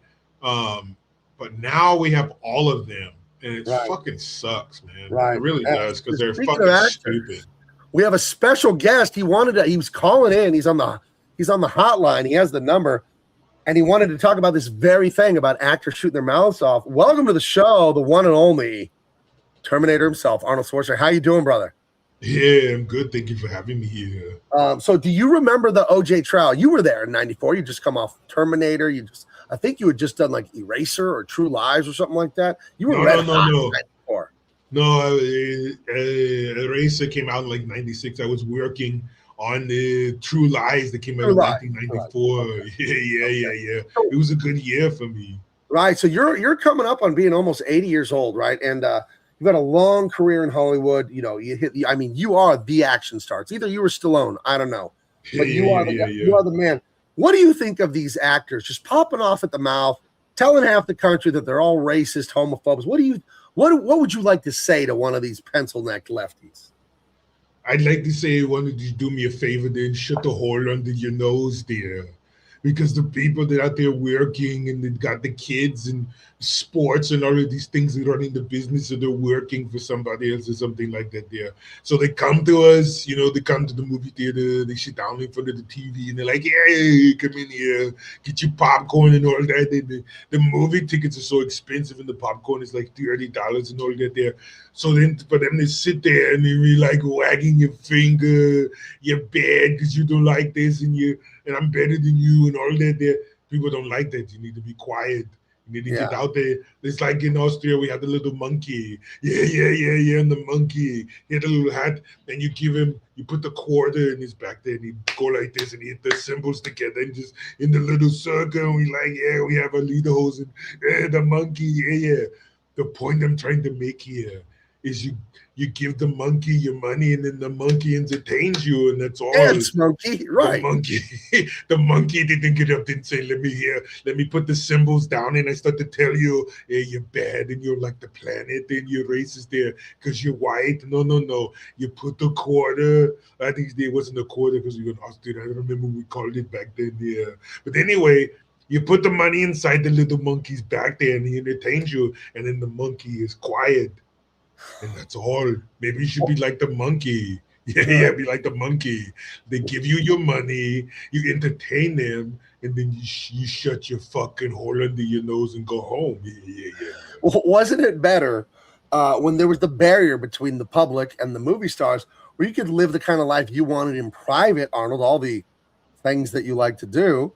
People didn't have to know about you and your private life. They just saw you as the Terminator on screen. They didn't have to know what you were really terminating behind closed doors. Wasn't that a better world? Yeah, it was terminating vagina. But yeah, you don't care. I don't want to know that you got a blueberry latte enema this morning. I don't want to see what your butthole looks like there. I don't want to see what mine looks like. I do my, and then I like the privacy. Yeah. I go down there, I go to Hollywood, I go to the premiere, and then I go back home. And you're like, I'm not telling you what my thoughts are while I'm sitting on the toilet taking a shit. Yeah. Do you be like the monkey? Go down there, yeah, entertain, and then go home and keep your fucking mouth shut. Yeah. Okay. And then you hear them say, well, I'm a citizen, I have a First Amendment right, I can say whatever I want. Yeah, you can. But should you? Like, okay, let's say I was like Jericho Graham, a black guy, right? Yeah. Like, I have the right to go to a Ku Klux Klan rally. Yeah. First Amendment right, I can be here. But is it smart? Probably not. No, probably not. So yeah, you can say, I have First Amendment. I can say what I want there, but you probably shouldn't. So be like the monkey. That's solid advice. We'll get you out of here on this last comment from the audience. Think about what you think about. Says, screw your freedoms like you're made. Do you have any thoughts on that statement? Oh, yeah. I'm sorry. You hear me? I'm sorry. I shouldn't have said screw your freedoms and all of that. Yeah. But I did treat my housekeeper like she was your freedoms, and I screwed her. Yeah. No condom, no rubber. All right. You call it skin to skin. Yeah. I think no Jimmy hats for the Terminator to take a 90s. I'm allergic. I told her I am allergic to latex. You stupid fucking lady. You're telling you're allergic to it not feeling good. Yeah, I'm allergic to that was quick. Anyway, condoms are for sailors. That's what I always say. Condoms are for losers. I'm scared. If you're scared and need the condom, don't put your dick in there. Right. If you can't stand the heat, then don't get them pregnant, you know? Yeah. If you can't stand the AIDS, don't put it in the butthole. Yeah. Well, that took a turn, literally. Yeah. I like the big turns. Yeah, well, we're all looking forward to the King Conan movie. Thank you for stopping in. We've got to get going. It's 7:20 already. Thank you for coming in. You're welcome back anytime. All has been forgiven after the lockdowns. Bye. All right, bye. There he goes. The great, the one and only. The man from Austria himself. Don't ask him what his dad was doing in the 30s and 40s. Do not ask. He probably don't want to talk about that. Hold on. We missed a golden opportunity. None the miser always drains a three from half court, dude. Always. Steph Curry. Every time. Wait, I need you to do a line reading in Arnold's voice saying that, no condoms. I'm going in commando. Here we go. Yeah. I'm back. I know I was just here. But like I say, thank you, None the Miser. Like I always like to say, guys, no condoms. I go commando. Yeah. All right. There he goes. Adios, Fred. There you go. The great Arnold Schwarzenegger, everyone. What a guy. I've forgiven him for screw your freedom. I'm going to pretend he never said that, but it was. I'm going to chalk it up to temporary insanity or something. I don't know. The personification of the American dream. Right. Talking to the Bandit, guys, we got a semi truck coming in, and this is a snowman's truck. They opened the movie with that. Cletus. I think his name is Cletus Snow. He goes by Snowman. I've always loved CB radio talk. Breaker, rubber ducky. This is Big Mama or whatever. You know, like you always got to have a What's your 20, honey? If you were a truck driver, what would your name be?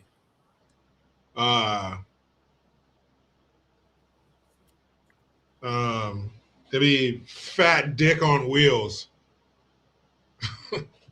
Fat Dick on Wheels. What's your 20, honey? Over. Yeah. Lap hog. What's your 20? Yeah. Fat cock. What's your 20, honey? Over.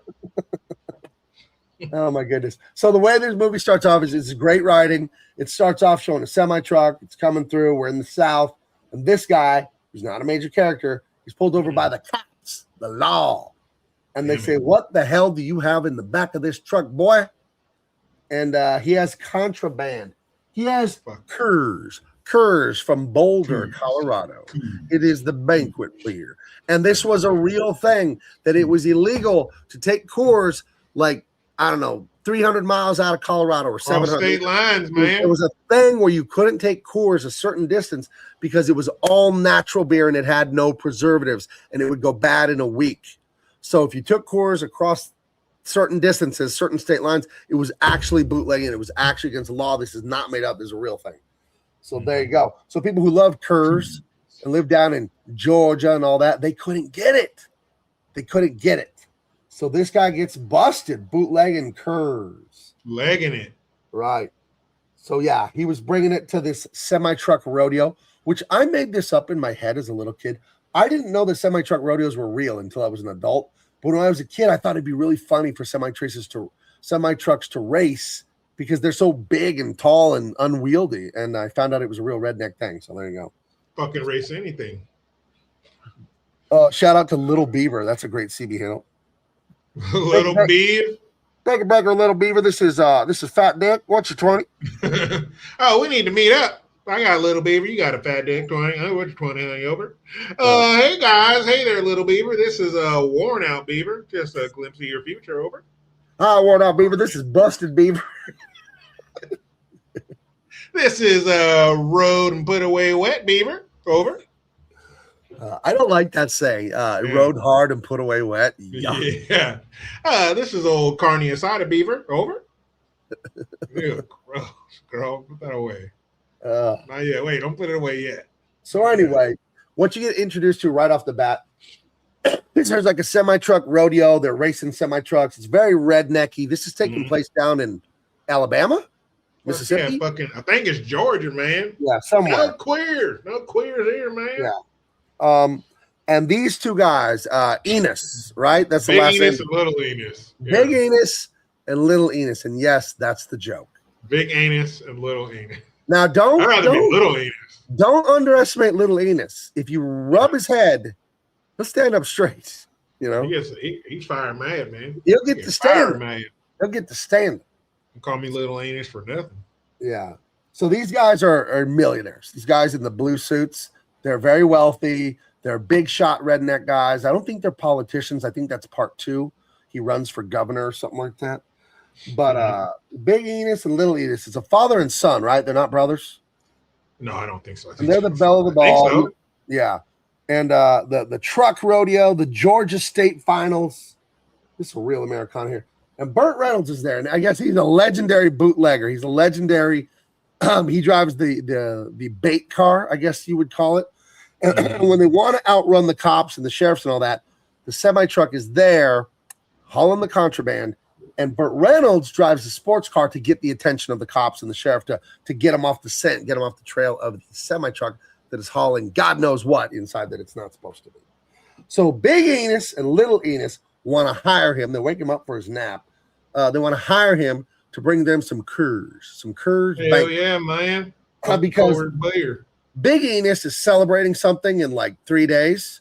So he tells Burt Reynolds, he tells him, you got, like 38 hours to bring, 5 jillion cores from somewhere in Colorado or somewhere in Texas over to somewhere in Arkansas or back to Georgia. I don't know. But it's like a 900-mile trip or something like that. So, and he's going to pay him a boatload of money. He's going to pay him. I think they tell him they start at like 50,000. They get to like 80,000 or something. They get a lot of money, and they're going to buy him a new. Is it a Trans Am or is that a Firebird? That's a Pontiac Firebird. It's actually it's a Firebird Trans Am. Okay. But yeah, he's basically telling him, and you could tell he's this is really the stuff he needs, but it's also a little bit of, well, shit, if you're buying, I'm going to need this and this and that and this particular, so I'm going to need a particular car. I'm going to need a particular driver. I got my buddy, blah, blah, blah. It's going to cost you this much. And like, hell yeah, man, no problem, whatever. So these guys are obviously rolling in the dough. Yeah, money is no object. And that's, of course, a good trope of a movie like this, because these things, you have to find some way to fund all this, right? And usually having a rich somebody or somebody with a ton of money, they don't give a shit. Perfect. So that's how everything's going to get paid for: fuel, vehicles, all that kind of shit. And you could tell Smokey, he likes the challenge. You need this where by when? Oh yeah, and that's more appealing to him than the money. Is the challenge of seeing if he can do it, being under the gun, brother. Well, just look at him when they go to approach about this. Look at that look on his face. You can't teach that. That is swagger to the 10 millionth degree. Yeah, he's so calm and carefree and so confident, zero anxiety, zero worry. Like, shit, yeah, I can do it. Easy, no problem. Yeah, a lot of women's vaginas, that's the last thing they saw. Was that face, that right $2 to $5 million smile. Right. Right there. Yeah. No, he's a cool guy. I tell you, you get that vibe from certain guys when you watch a movie. I think it's Harrison Ford. Burt Reynolds is that way now that I've seen some of his pictures. I think that Chow Yun-Fat is this way when you watch him in Hard Boiled and other things like that. And The Better Tomorrow. He just got so much fucking swagger. And then Toshiro Mifune from those old 50s and 60s samurai movies, right? Akira Kurosawa. He's got so much swag. He's so laid back, like insane. It's insane. No nervousness, none. It's this awesome cool and calmness they have. It's really nice. I would also throw Bruce Willis in there too. Right. Yeah. Yeah. Like nobody can make smoking a cigarette look cooler other than, let's say, Humphrey Bogart. Right. But Bruce Willis, man, he turned, what are you going to do? Light that. Come on, Bruce. And we're all looking for that as men because, you start off as children, you're a scared little boy.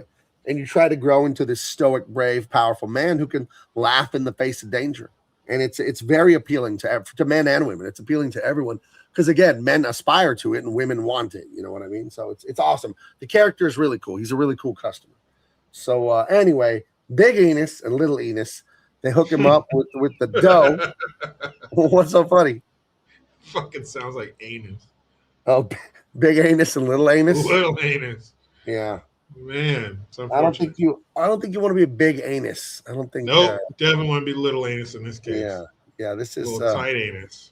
Yeah, you don't want to be formerly little anus. No, you want to be blown out anus. Yeah. Tom Selleck, he's a cool customer. Yeah, Carl Weathers, he was another cool. Yeah. Just cool unflappable, unflappable, fucking just cool. Not even so much stoic, just. Whatever. There's 10,000 of them, no problem. Right. Because there's the other kind of hero that you like Mel Gibson, Lethal Weapon, but he's not cool. He's insane. He's a nut job. He's brave as hell, but holy shit, he's crazy. So that's the other type. But I like this archetype the best. The Han Solo, just like laughing at shit and shooting at bad guys. You're like, it's cool. We'll win. Yeah. So I love that. It's never in doubt. Yeah. Never in doubt. The stuff I write it that way. If you've ever read Dean Cain, All-American Lawman, and guys, there is huge news coming with Big Man Comics and Dean Cain, All-American Lawman. I will not tell you. Yes, there's a sequel. There's a sequel. Guys, there's something else that no one knows about, and it's awesome, and it's coming very soon. I had a meeting about it yesterday. I talked to Dean about it yesterday, and I had a business meeting about it today. There's some fun stuff coming with that. So buckle up. But that's the way I like to write my heroes.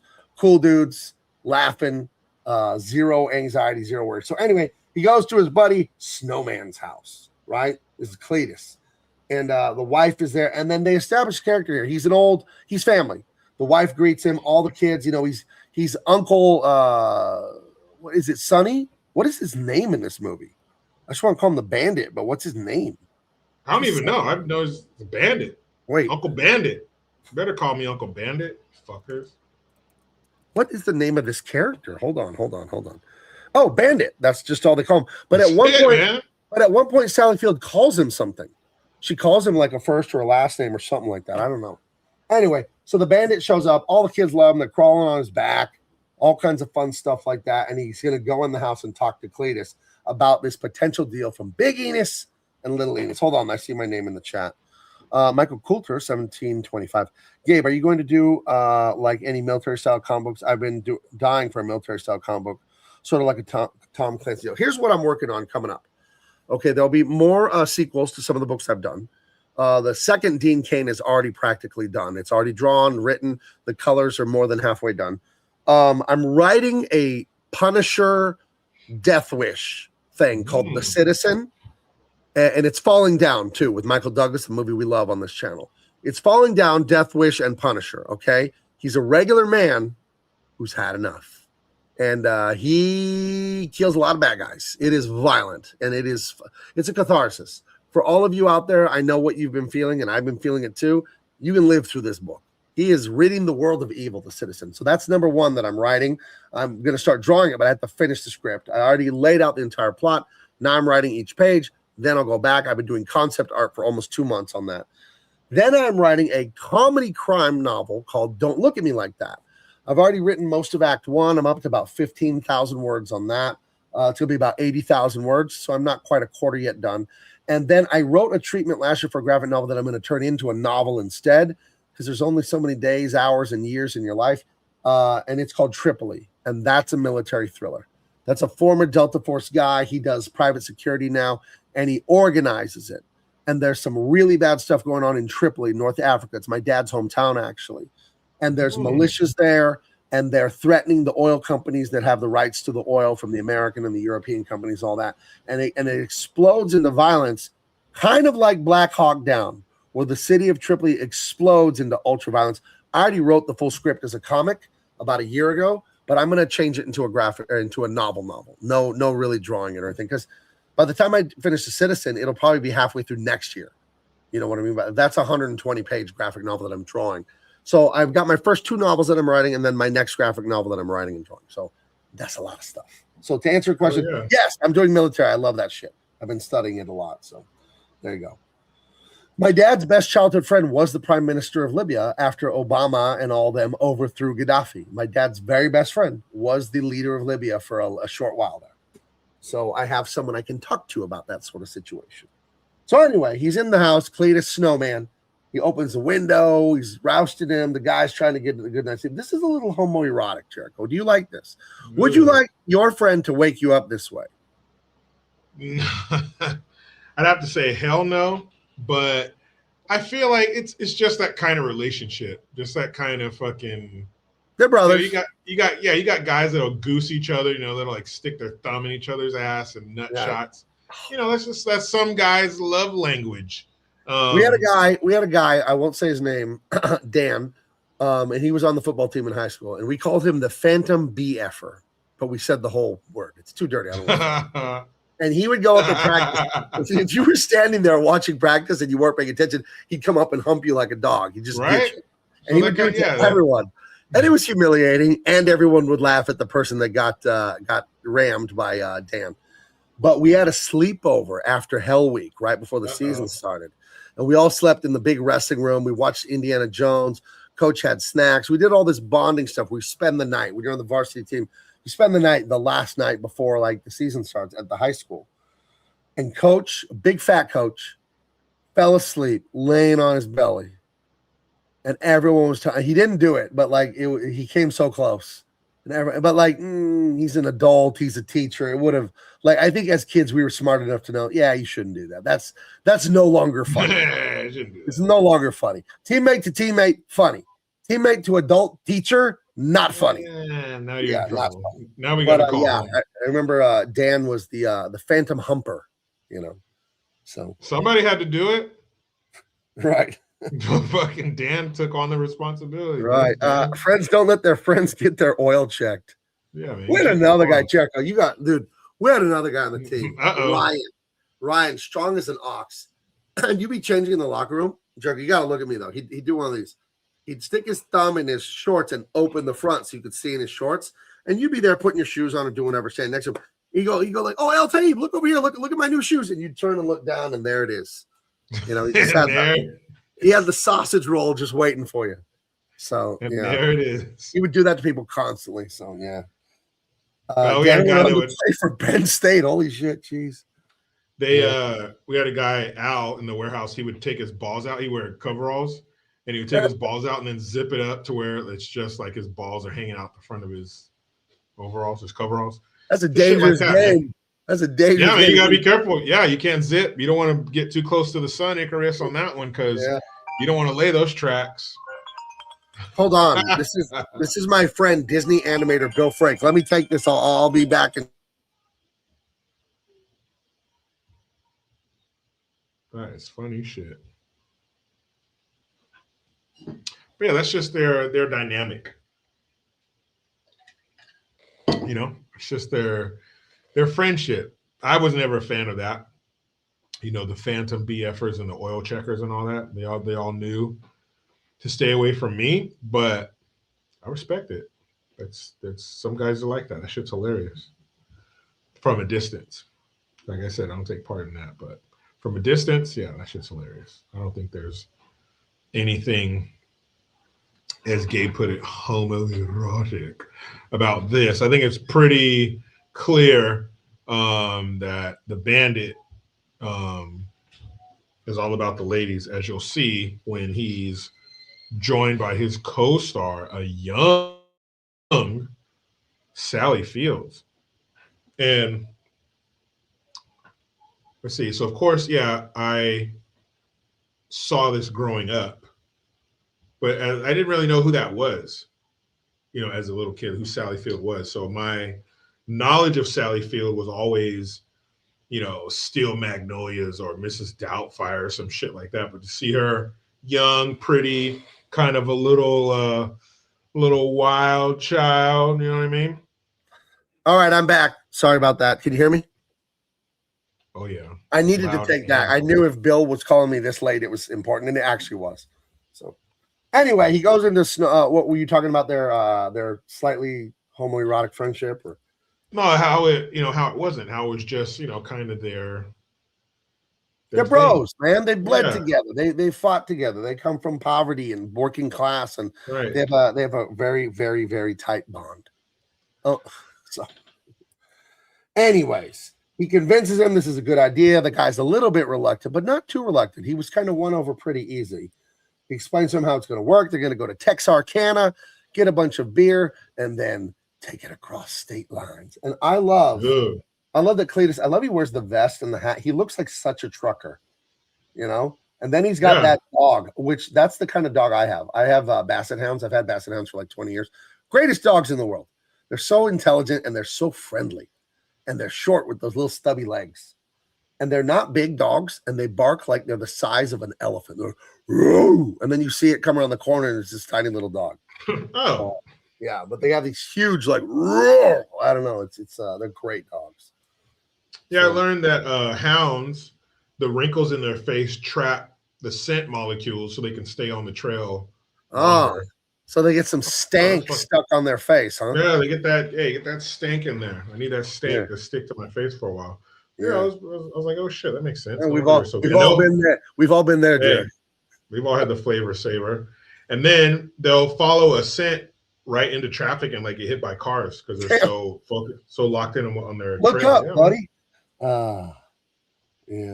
Let's see. Oh, there was a question for you, Jericho. Hey, Jericho, what do you think about the draft, my brother? Oh, I think along with nailing it in free agency, having the guys who were injured coming back, and then with a good draft, man, Super Bowl's the limit. I mean, it's got to be the Denver Broncos. The Denver Broncos, I'm convinced now, looking back, they win that Super Bowl versus Seattle. There was never a more lucky, confident comeback team than the Broncos. The Super Bowl would have been close, but I think the Broncos would have had their 80th comeback of the year. If Bo Nix didn't break his fucking ankle with one play left in the AFC. I mean, not laughing at you. I'm just laughing at how fucked up that is. I think they would have won the Super Bowl. I really do think they would have won the Super Bowl. Dude, that sucks ass for him to break his ankle. Let's not talk about it. It's such a terrible memory. That sucked, man. It's terrible. That really did suck. Anyway, we got the Pontiac Firebird with the freaking Southern flag on the license plate. We've got the Hound Dog. We've got the trucker vest, the trucker hat, the cowboy hat. We are ready to enter full Southern glory. The South shall rise again, as they say. Hell yeah, man! Forgot it my way. I tell you what, buddy. That's my Southern phrase that I like to use. I tell you what, buddy. Tell you what, man. If I had it my way, the South never would have failed. Hey, I don't hate them. I just don't want to live around them. Hey, not my daughter. You son of a bitch. Holy shit. That's fucked up. No. But you got to respect it. Yeah, you got to at least respect the honesty. Right. So they're setting out like Frodo and Sam and the Fellowship of the Ring. They're setting out on their journey to go steal beer. They don't even buy it, right? They just take it from that place. Did they steal it? No. There's nobody there when they go there, and they just get a hold of the forklift and they load the truck. Oh, but then he hands him money or hands him a note to leave or whatever. Remember, right before they leave, he hands it to Snowman. Yeah, anyway, so we gotta move. Yeah, let's go. Yeah, we're 5 minutes into this movie. So we got Bandit, the awesome Pontiac Firebird. It's a gorgeous car. Please make cars like this again, please. Beautiful. Yeah.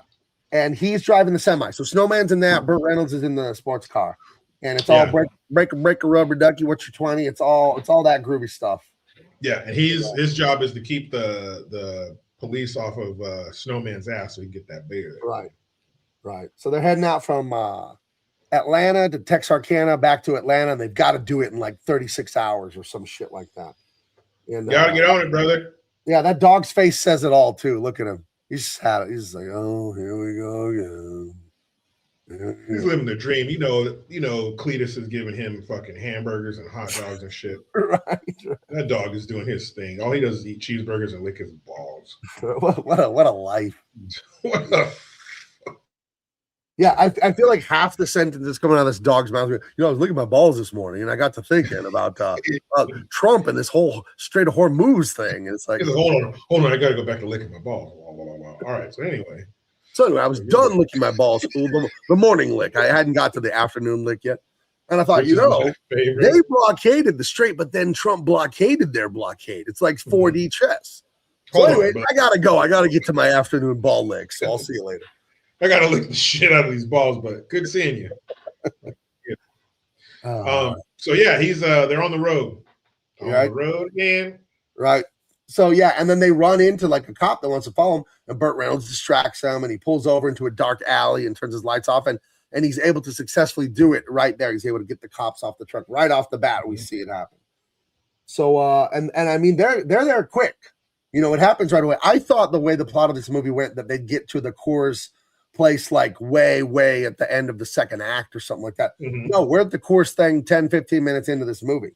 And they show up, they break the door open and get on the forklift, and they load that sucker up, man. They load the truck up all the way to the back door. So it must be all profit for big and little Enos. Yeah. If they're stealing it. Yeah. Good for them.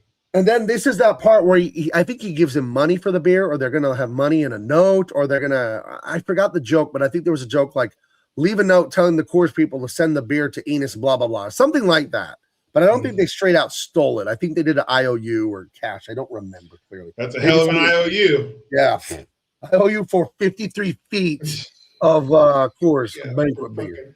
1,000 cases. I'm good for it. Right. So they steal the beer and they drive back to Atlanta, and that's the movie. No, That's it. Thanks, guys. See you it's next over. week. No, this is great. So Yeah. yeah, this is where they run into Miss Sally Fields. Right. She was gonna be Mrs. Sally Fields, but they just driving down the road, and a fucking lady in a dress is in the middle of the road. So he's like, "Hey, darling." Right. And he's that cool, like, you know, he's a lady killer. He's a Yeah. cool customer. So of Same course the he's first pulling time. over because, like, look at this dizzy broad in this wedding dress. This is gonna be easy. Say the first time he's nailed a chick in a wedding dress. So Right. like, and it won't be the last. Nope. I remember And he picks her up. Anthony Bourdain's first book that made him famous, I think a cook's tour or a chef's tour or something like that. And he talked about the moment he knew and this is dirty, but it's what he wrote and it's his real life. Yeah. The moment he knew he wanted to be a chef, he was working at a restaurant. I don't know if he was just peeling potatoes or a dishwasher. He was low level. And the head chefs, I don't know if you guys know anything about the restaurant industry, but it's like a rock star. There's a lot of sex at restaurants. I don't know if you guys know that. Everybody sleeping with everybody at restaurants. I don't know what it is. Maybe it's the frantic environment and that's how people relax. But restaurants are known for a lot of shenanigans between the sheets. And he said a wedding party came in and then the bride, whatever, went to the bathroom, left, whatever. And Anthony Bourdain was by some window or somewhere and he could see into the alley behind the restaurant.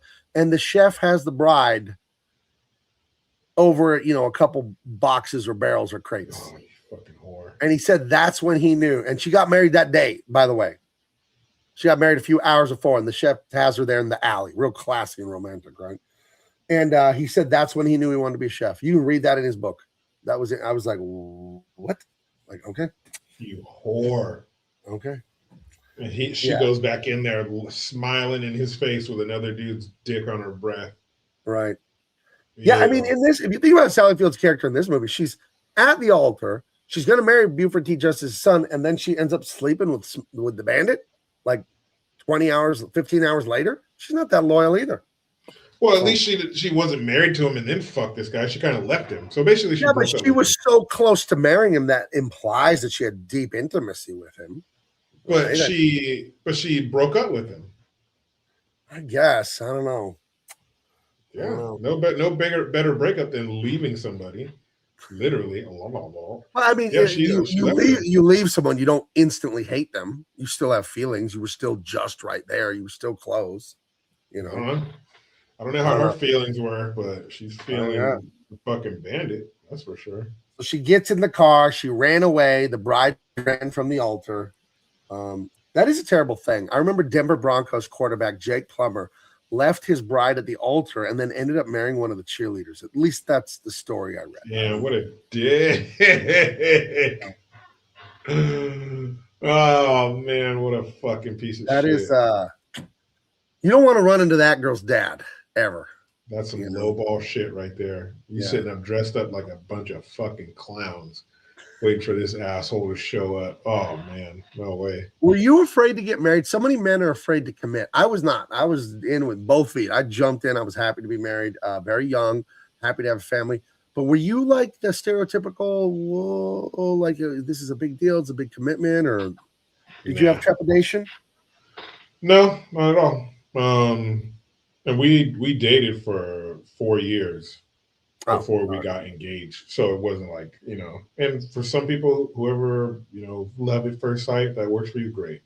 But no, we were loving everything. We just waited 4 years. But no, not at all. Come that day, there were no thoughts of, is this the right thing to do? Blah, blah, blah. I do know a friend of my wife's who on her wedding day, my wife told her, hey, we don't have to do this. We can just go right now if you don't want to. Your wife's friend told her that? No, my wife told her friend that. Oh. There were reasons for her to say, she's like, hey, it hasn't happened. We can go now if you want to. So it was like that. Because it was, there was some trepidation on her part. She was like, hey, but yeah, that was an interesting. I'm coming up in November. I'm coming up on 30 years. 30. Yeah. Yeah, it's only been but it's been 17 for us. I gotta deliver, man. I gotta deliver on the 30. You can't do lunch at Denny's. No, I'll take her to McDade. Like, you know what? Go ahead and get some cheese on that Whopper, girl. Yeah. Go ahead. Hey, get the hash brown smothered and covered. Hey, get her. Hey, garçon. Hey, anything she wants to the table. I want that girl to have 2 hash browns. There you go. Yeah, that's right. I love you. Show you I love you, girl. Yeah. You know what you should take her to McDonald's or somewhere cheap like that, and then surprise her with something bigger when she's there. If she thinks, oh, it's 30 years. You know what? She'd probably be super happy about it. Like, you know my wife, the way she is, she'd be happy if I made her a bologna sandwich at home. She's but don't. I will not. No, I will not do that. But she's a humble, grateful person. She's not like so many modern women that are just ungrateful narcissists. You know, she's one of the good ones. That's why we're 30 years deep on here. You should tell her, make her a bologna sandwich and be like, remember you said ladies on our second date in 1990 that you love bologna sandwiches. For the few ladies that watch YouTube that might see this, I have advice for you on how to be a wife. Don't make a man's life harder. Make it easier by being his sidekick. The end. That's it. I know some people that are going through it. They're getting divorced. They're living in different houses. And I was talking to my wife about it. It's like they're married to their enemy, which is insane to me. It's supposed to be your number one, your confidant, your one flesh. You're like this. And some people I know, they're married to their fucking mortal enemy, trying to ruin their life. It's crazy. So why would you do that? 3 Ps. Yeah. It's the 3 Ps: peace, pussy, and propping. Meaning, prop your man up when he needs it. Right. And the other 2, pretty self-explanatory. Yeah. And you think, no, it's that simple. It's that simple. Yeah. Wow, look at this. Brian Knapp dated his wife for 4 months before he proposed. You think it's quick, but watch this. He says, but we were friends for several years before that. She friend-zoned you, dude, but you broke through. Nice. Shattered the friend ceiling. Like, I'm not coming over to put another fucking puzzle together. When I get there, you know what's going to happen. You better be in that birthday suit. Don't worry, it won't take long. Oh my gosh, look at this. This story gets even crazy. He says, I dated her best friend.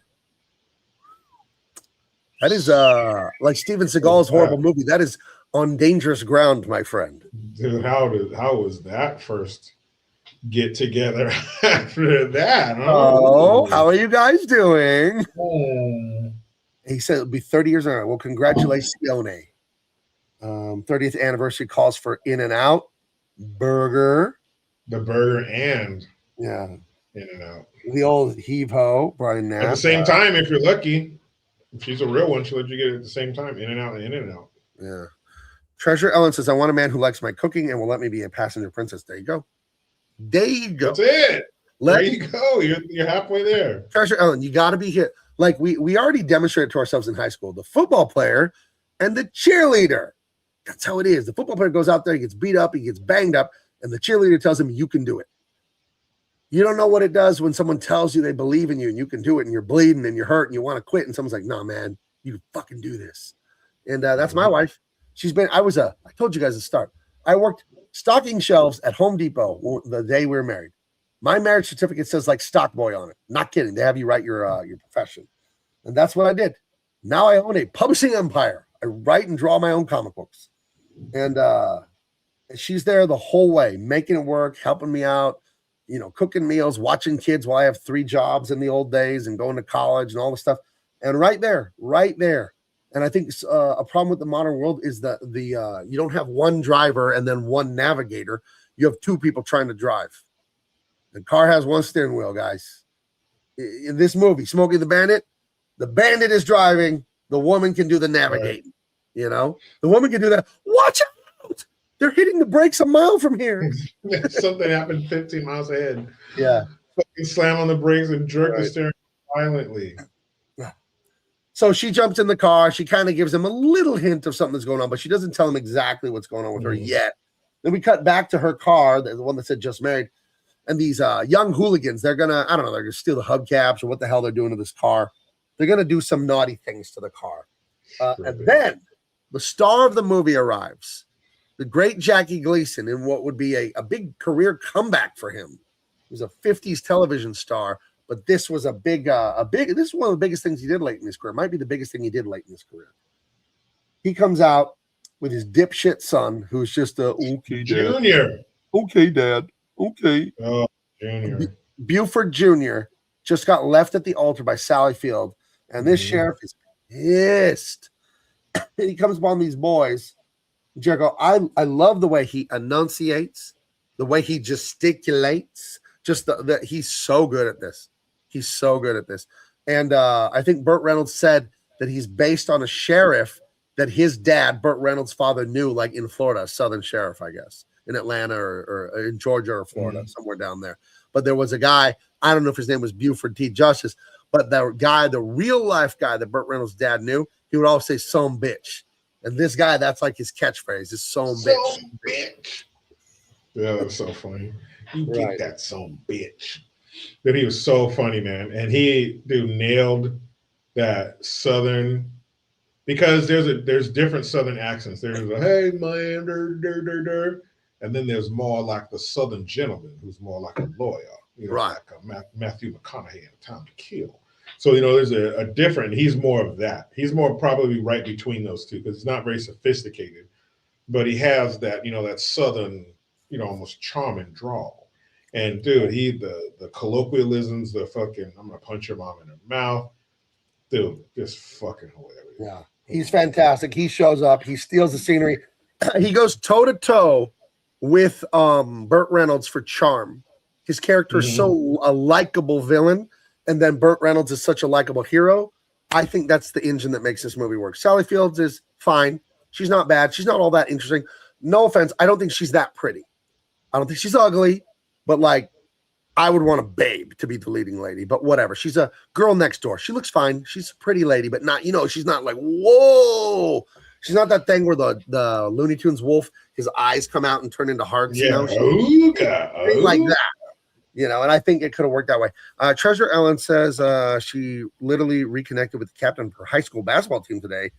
I was a cheerleader and played. Well, there you go. That's a start. Now, see, Treasure Ellen is wrong here because None the Miser says that he got friend zone for a while too. And then she said, like many women say, the friend zone is a thing. You are 1,000% wrong. The friend zone is 1,000,000,000% real.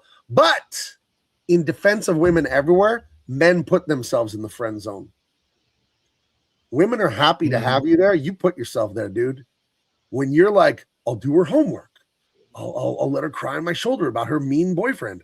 I'll take her to the mall and buy her all the shit. And like, you're giving away all of your manly goodies. You're giving Patrice O'Neal called it, you're a time hoe. Like a woman being a hoe, you're being a hoe with your time as a man when you're a nice guy and you put yourself in the friend zone. So I don't want to hear any complaining about it. Listen, buddies, because most of the audience is men. When you like a lady and you hide your sexual agenda, she knows. She knows. She knows you have testosterone. She knows you want to see her naked. She knows. She's always known. They all know. And when you try to hide it and be a nice guy and do her algebra homework, you're making a fool of yourself. And she'll go along with it because it's fun for her to get free meals and free shoes. And you think you're going to buy your way into romance? Fuck out of it. Free shoes to cry on. It doesn't work. And nice guys finish last, and they deserve to. Be a man. Sorry. Rant over. You fucking piece of shit. No, Buford T. Justice is the man. Look at the name. Buford T. Justice? Yeah. But men and women cannot be friends. They can't. Because men want to have sex with women. So unless they're your relative, your mom, your sister, your aunt. Yeah, that's impossible. You cannot be friends with women. You can be acquaintances. You can be polite. You can be professional. You can be professional acquaintances. You're not going to lunch with women as buddies. Ask my wife if she would think it was cool if I had a woman friend. Or you, Treasure Ellen. You've got a serious guy. He's your dream guy. Let's say you're married. You got 2 kids, a house. You got the dream. And your husband, Dale, I'm going to call him Dale. He's got women friends because men and women can be friends, right? And your husband, I'm going to a movie with that the blonde, Suzanne. We're going to the movies tomorrow.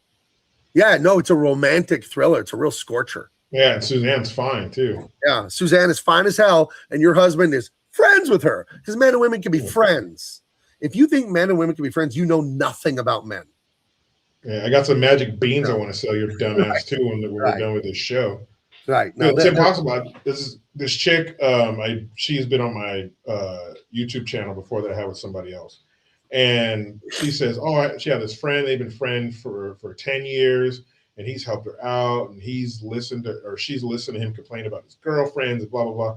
I said, if you called that dude right now and said, "Come over here and fucking break my back," right, he would be over there, like, and on your doorstep, like that at your front door, boom, right, boom, before you even hang your fucking phone. right. No, he wouldn't. No, he wouldn't. Our friendship's more important than that. Blah blah blah. It's like your friendship is an inconvenience. Your friendship is you watching a concert and there's some tall guy standing in front of you, and you're just like, get this out, get out of my way so I can enjoy this. Right. That's what your friendship is. Yeah, men don't want to be friends with women. We don't want to be mean to them or hate them or anything like that. But I'm friends with my wife, but we're not friends. We're romantic partners. We're lovers. We're not friends. I'm friends with Jericho. I'm not friends with women. That makes zero sense. And you say women can be friends with men, men can't be friends. No, you're wrong. Does that sound like a friendship to you? Where it's one way? It's impossible. That's not a friendship. That's being used. That's using men. You know it. That's using men that are wimps. They've been trained by this leftist society to be ashamed of their sexual agenda, that they want sex. Oh my God, pervert. It's not perverted. It's 1,000% good and normal and natural. But because the culture we live in, that men are naughty horn dog boys, they try to hide it to be different and be a good guy, and it never works. Never works. Can't stand watching guys do that. And I blame the guys. You want to put yourself in the friend zone? Okay, do it, dude. Do it. She's never going to come around. Because a guy that's nice like that, that's nice, it's fake nice. And nobody likes fakery. And fakery will never arouse a woman. It's never going to turn them on. It's never going to interest them, dude. It's kind of, honestly, it's going to disgust them with you. And you become you become like a vending machine. Push a button, get thing. Like, oh yeah, John will pay for it. He'll pay for my break job, or he'll take me to dinner, or he'll do this, or he'll do that. And then, I can cry on his shoulder about the bad boy who cheated on me again. Yeah, but I keep going back. The bad boy who left smoke coming from your vagina last night. Dude, basically just don't do things that a boyfriend would do, unless you're a boyfriend. Ellen, you can be kind. Like, oh, let me get the door for you. If you see her struggling with a heavy box, you can be kind. But, oh, yeah, Saturday you have a bedroom you need to rearrange or it needs to be painted. Yeah, or you want me to pay for your meals? Or get the fuck out of here. Don't do boyfriend shit unless you're the boyfriend. No, Ellen, it is. Yeah, I got to push back. It is women using men, and I'll tell you why, Ellen, because you know what they really want, and you're letting them lie, and you're letting them think they're fooling you to get what you want. That's using them. What if there was a woman that wanted connection and equipment, connection, and all this security and a relationship, and she slept with a lot of guys trying to find that, and then guys string women along, right? And they sleep with them, and they sleep with them, and then they won't commit, and they use the woman for sex. That isn't respectful either. So this is the female version of that. It's the woman gives sex to try and get something, and it doesn't work because the guys, it's like a free sample at Costco. You walk up to the guy, he gives you the egg roll, you take a bite, and if you have any shame at all, you pretend you're going to buy it. You go, well, where are these egg rolls? Oh, aisle 3, okay. And then you never buy it. You never buy it. That's how the free sex from women is. You feel bad because you have a soul, but they're giving it, man. They're, and that's how it is with the nice guys in the friend zone. Like, you feel bad. He bought you dinner. He fixed your car. He did this. He moved your sister's apartment. You feel bad, but he's giving it. But it is using people. Men do it too with sex. Women do it with attention and resources. And it ain't right. Nobody should do that, man. It's a bad way to be. Let's see. I'm friendly with Janice at work, None the Miser says, but Janice and I can't be friends. I'll bang Janice, and that won't be good for any of us. Well, this sounds like none of my business. Yeah, it's like, you ever see a video of a lion and it's taking care of a deer cub or something? Like, you're expecting that lion to rip that thing to shreds and eat it, but it doesn't. It raises it and it fucking gives it milk and they grow up and they're friends. But when you see that, it's always fucking weird because that lion is supposed, you think at any time that lion's going to snap back into its mind and fucking eat that thing in one bite. That's how it is with men and women being friends. It's Right. not natural. That's not how it is. At any moment, if that woman gives the slightest hint, he's on it. I don't give a fuck how many years you got behind you. If you say, hey, come get it, he's gonna come right and get it. Right. Yeah, because men are action. Men do things. Men accomplish things. Men overcome things. That's our experience as beings. Is we have a motor. We're driven to do things. Research shows all the way to infants. Males are interested in things. Females, babies, are interested in people, and that's good. I'm not one of these people that hates women. I don't reject the differences. I say, vive la différence, right? Long live the difference. There's a reason for it. It's a good thing. But I always want to tell the truth because that's how you become a better person, is admitting the truth to yourself so you can embrace it and live a better life. But Ellen swears she has a guy friend. We don't do favors. We go to each other's houses, talk about our feelings. We play cards. We talk about cards. Male friendships are largely activity-based. Females live life together. I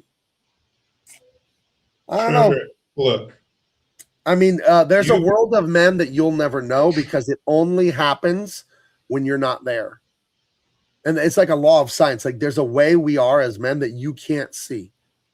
It's just how we are when we know there's no women and kids. You've never seen it. It's a different way. And we have it's brotherhood. I mean, go look at the military. They die for each other. And then metaphorically, look at the sports teams. You know, they bleed for each other, they hurt for each other.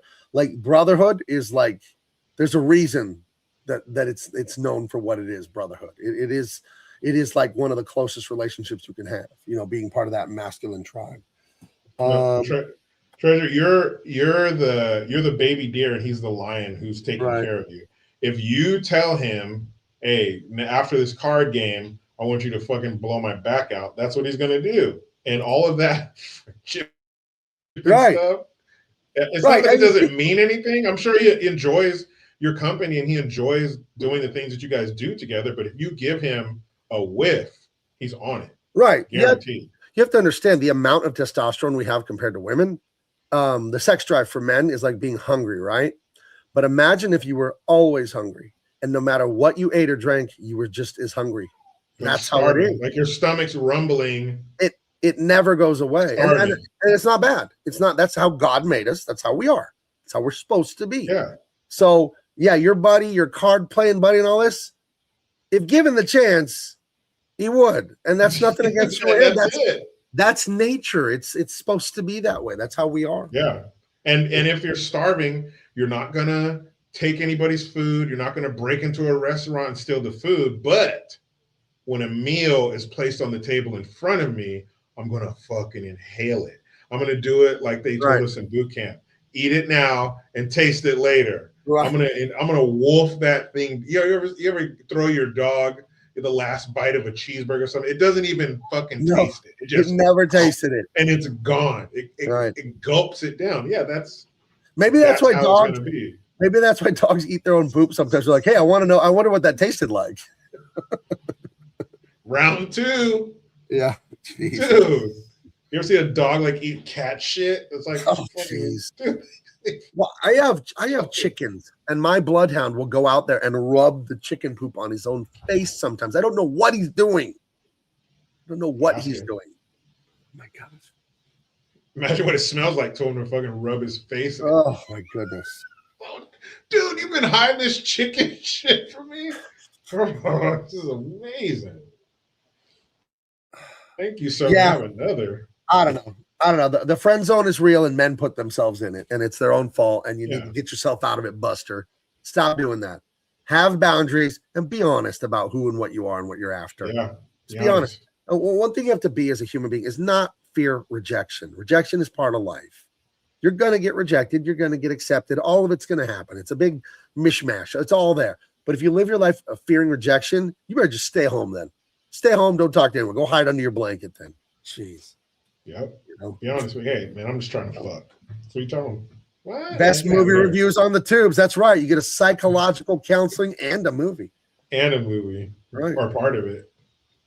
Well, yeah, at least part of it. Shit. It's already after 8. What are we going to do here? We got to move.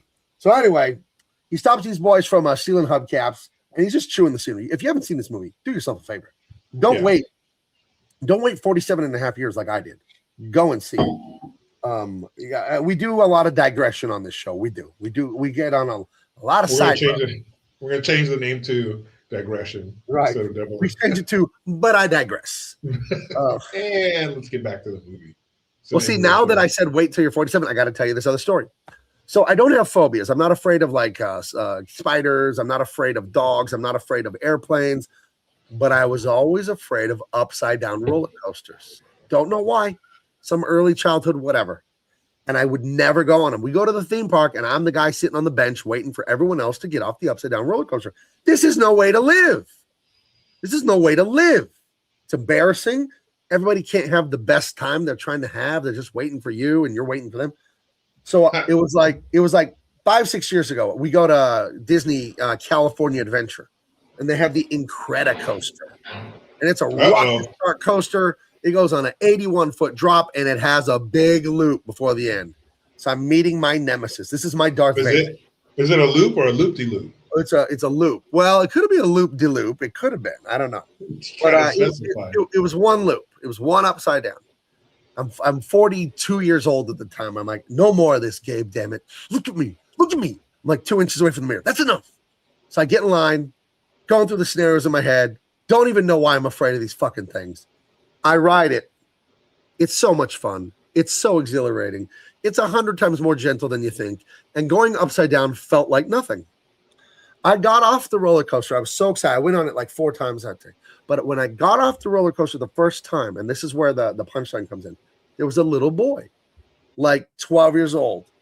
And he was sitting there waiting like I had waited for years. And these other boys all get off. And he goes up to me and goes, well, how was it? Was it scary? But he was doing what I did. And I did something because I'm not shy. I interrupted them. They were all talking and laughing. And the one boy who was too scared didn't ride. I interrupted. I said, excuse me. And I told the boy, don't do what I did. I waited 42 years to do this. It's nothing. I missed out on a lot of fun. Just get on it. I promise you. It's all in your head. There's nothing going on here.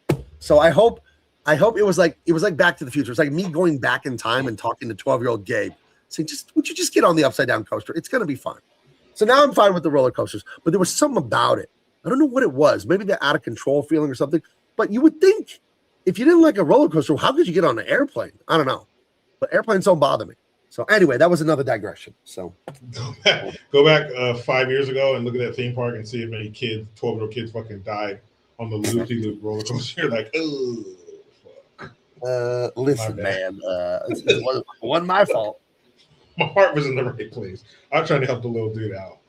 Fucking got him killed. All right. So Buford T. Justice and his son, Buford T. Justice Jr., they are after Sally Field because that's the bride that left him at the altar. And he'll be damned if someone's going to leave his boy at the altar. And so they're all driving. I want to call him Snowball so bad. Snowman. Mm-hmm. Cletus. What's the dog's name? Like Bob or something like that? I think he calls the dog Cletus, doesn't he? I don't know. He's dog. We'll just call him dog. But I think his name is Cletus, but he calls the dog Cletus, but they call him Snowman. Yeah. But you mentioned that Sally Fields is like kind of a plain Jane. Yeah. But I don't think that it would work to have a super hot chick. It'd be distracting. It would be distracting. And also, that's saying that Junior was able to pull a super hot chick. He just doesn't strike me as the type. Yeah. He doesn't strike me as the type to pull, a fucking Lonnie Anderson or some shit. No, he was married to he's a dummy, so he gets, a regular chick who might have made a mistake on him. Yeah. Yeah. So anyway, they're all driving. So everyone's in hot pursuit of everyone, but they're all kind of spaced apart. It hasn't picked up yet. They go by this officer who was peeing in the woods, and he sees that bandit Pontiac flying by. So he jumps, chase him, and you get your first kind of really fun chase scene. And he ends up in the lake or in the pond. I don't know. Sucker. It isn't great. Well, because they can't drive. In case you haven't noticed, in case you haven't seen this or Blues Brothers, police can't drive.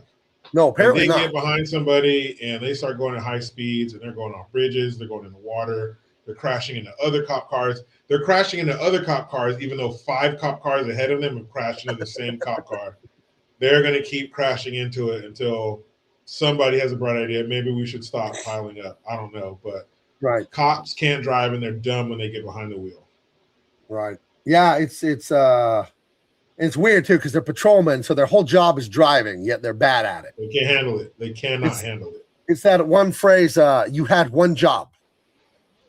It's like, I done told you, don't drive the squad car into the pond. What do? That's exactly what you do. Dispatch. You know, and also these guys would know this area pretty well, so I don't see how they're not taking these turns. Right. Very well, just flying into the fucking river. But it's fun. This is where you get in Act 2, whenever you're writing a 3-act kind of adventure movie like this, Act 2 is what they call delivering on the promise of the premise. So in Act 2 of Star Wars, guess what you get? You get a lot of stars and wars. You know, in Smokey and the Bandit, in Act 2, you get a bunch of bandit running away from Smokies. You know, so that's kind of what Act 2 is in every movie, is like, oh, the thing I saw on the commercial, on the trailer, they do the thing in Act 2 that we're all here to see. So it's fun. The car chases are fun. The stunts are fun. Burt Reynolds just looks cool. Sally Field is a good partner for him in this.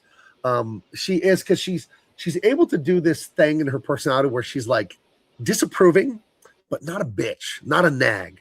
And that's refreshing, because I think a lot of people would be easy as a writer or an actress to just go into the nag that, oh, the man's an idiot and why is he doing this? But she's kind of his sidekick, but she's also kind of like, yeah, you're kind of a wild man. It's a nuanced kind of writing and performance. I do like it. Mm-hmm. So, and when she asks him, well, what do you do? He says, what is it? He's like, I do what I do well. She's like, what do you do?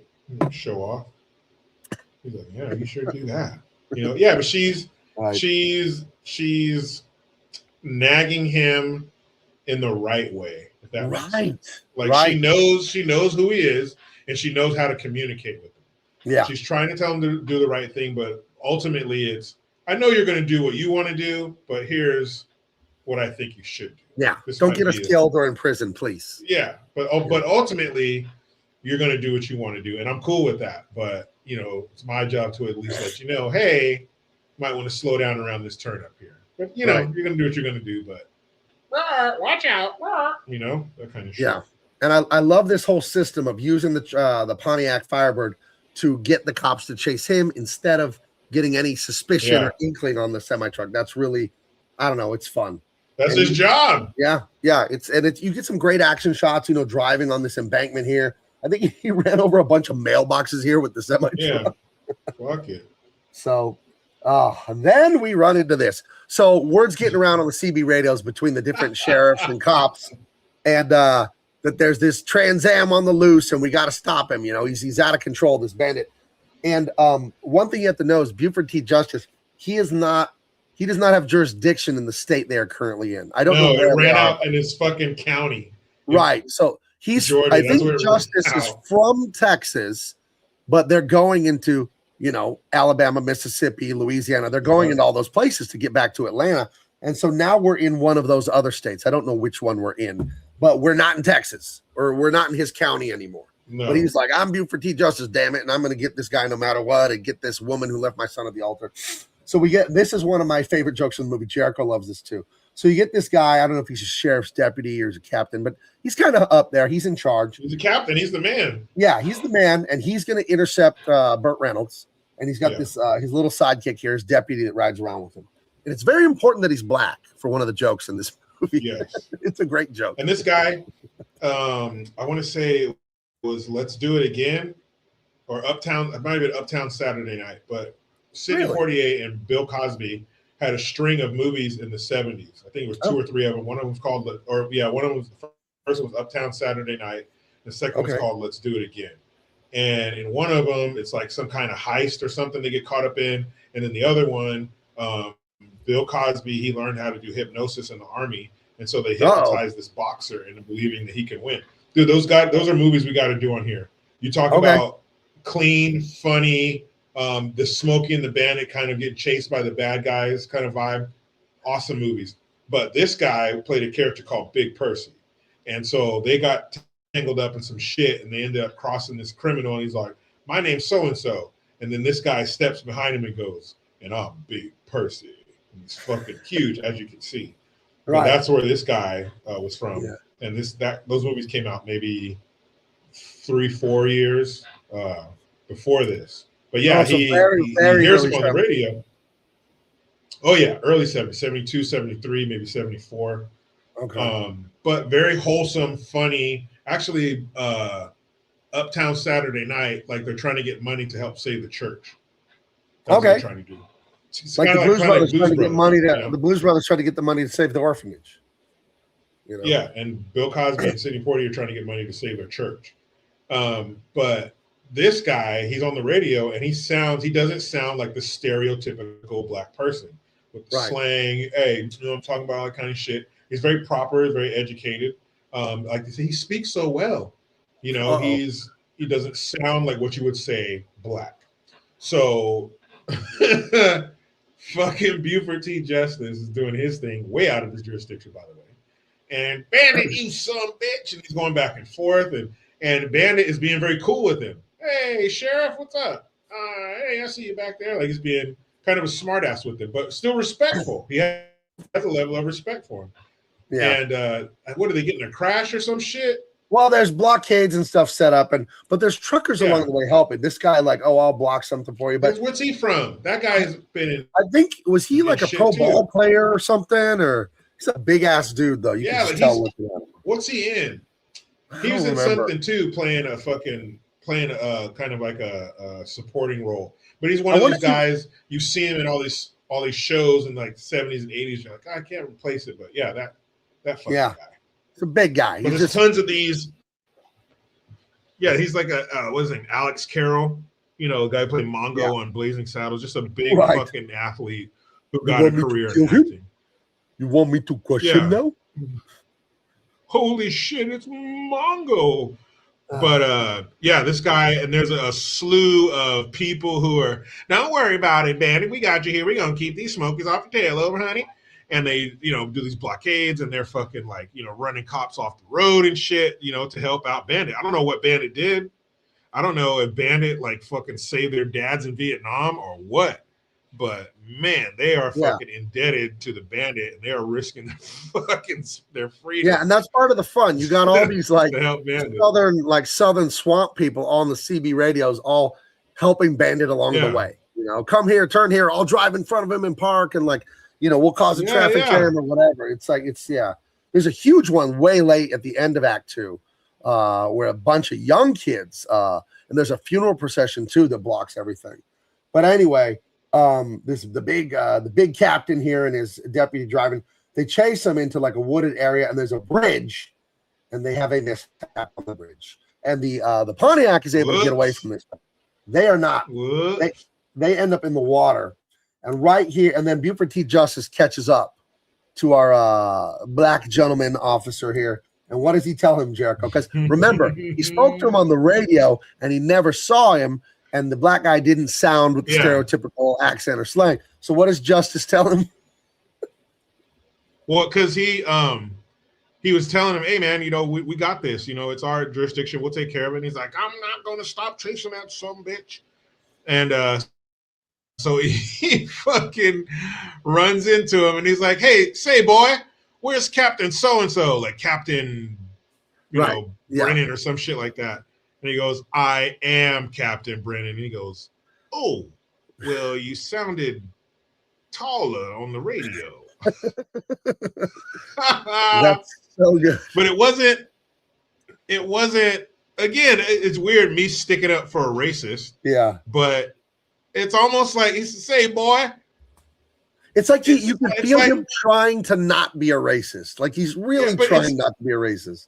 But it's more like that was par for the course in the day, in that time, to speak like that. Yeah. It wasn't like he was trying to degrade him. It was just you sounded taller on the radio. Taller on the radio. But he does say something kind of bad when he turns around. He tells his son, Junior, so this used to be a good country, or he says something like that, you know. Yeah, dude. So fucking funny, man. He was like, oh, hey, boy. He sounded taller on the radio. Again, fucking Jackie Gleason. Right. So they've ditched the law. They left one in the pond, and Buford doesn't know where he is, Justice. And they stop at this bus stop.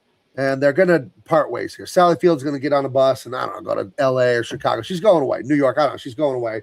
He's going to give himself a couple burgers, fill up his gas tank, and he's going to get the hell out of here and keep helping Snowman and Fred, the Basset Hound, deliver that Coors banquet beer to Hotlanta.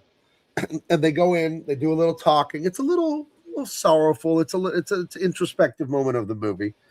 And she leaves. She's out of here. And or she's going to wait for a bus or something. And then he orders some burgers. And you get a great scene. This is the comedy version of Alfred Hitchcock. Because Alfred Hitchcock is the master of suspense, right? We, the audience, know that there's a bomb under the counter. But Burt Reynolds doesn't know. Oh, my God, there's only 30 seconds left. And as the audience, you're like, you want to scream at him. Oh, my God, it's right there. So we get the tension, but now it's played for laughs. So Buford T. Justice, I mean, they're touching elbows at the bar. And Buford T. Justice, he wants his own hamburgers and his own soda or whatever. He wants to get some lunch too. Yeah. And they're touching elbows, and he doesn't know that's the bandit. And to me, this is brilliant because what should be a tense scene is a comedically tense scene. It's really funny. And Burt Reynolds knows. Obviously, he knows because he has a fucking name tag, you know, a uniform. And the voice. Because he's talking to the waitress saying, please, sweetheart, I need 4 chili cheeseburgers and put her up when I'm chasing a some bitch. And Bandit goes, really? Is he bankrupt or something? No, he's worse. He killed almost 20 law enforcement officers while he's wolfing down these fucking chili cheeseburgers. If he's going to town on these fucking things. And I'm talking not like, they chew a little bit and do a spit take into a bucket. He's fucking these things up. And he's like Gabe was saying, he's right there. Their elbows are touching. Their elbows are touching. Yeah. But he still, there's a level of respect there. Yeah. And he even gives you a pays for it. He's like, here, let me get that for you, Sheriff. Oh, thank you, son. I gotta go catch this psychopath. And here's a little bit of I love that. He's so mad. He wants to rip it. Oh, thank you, son. I'm gonna catch this son of a bitch. It's like, I'm right here. You can see it on his face, dude. Right there. You know what he looks like he's saying? You know what he looks like he's saying right there? He's not saying it, but it looks like he's saying, is that right? That's what he looks like he's telling the sheriff. Yeah. Oh, that guy. 20 officers? No. Sheriff, that guy sounds awful.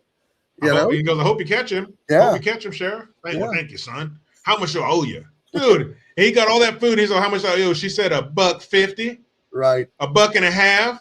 Dude, for 2 cheeseburgers and a drink and some fries. Yeah. Here's some behind the scenes knowledge from 1976 to 1980. Sally Field had a relationship with Burt Reynolds. Oh.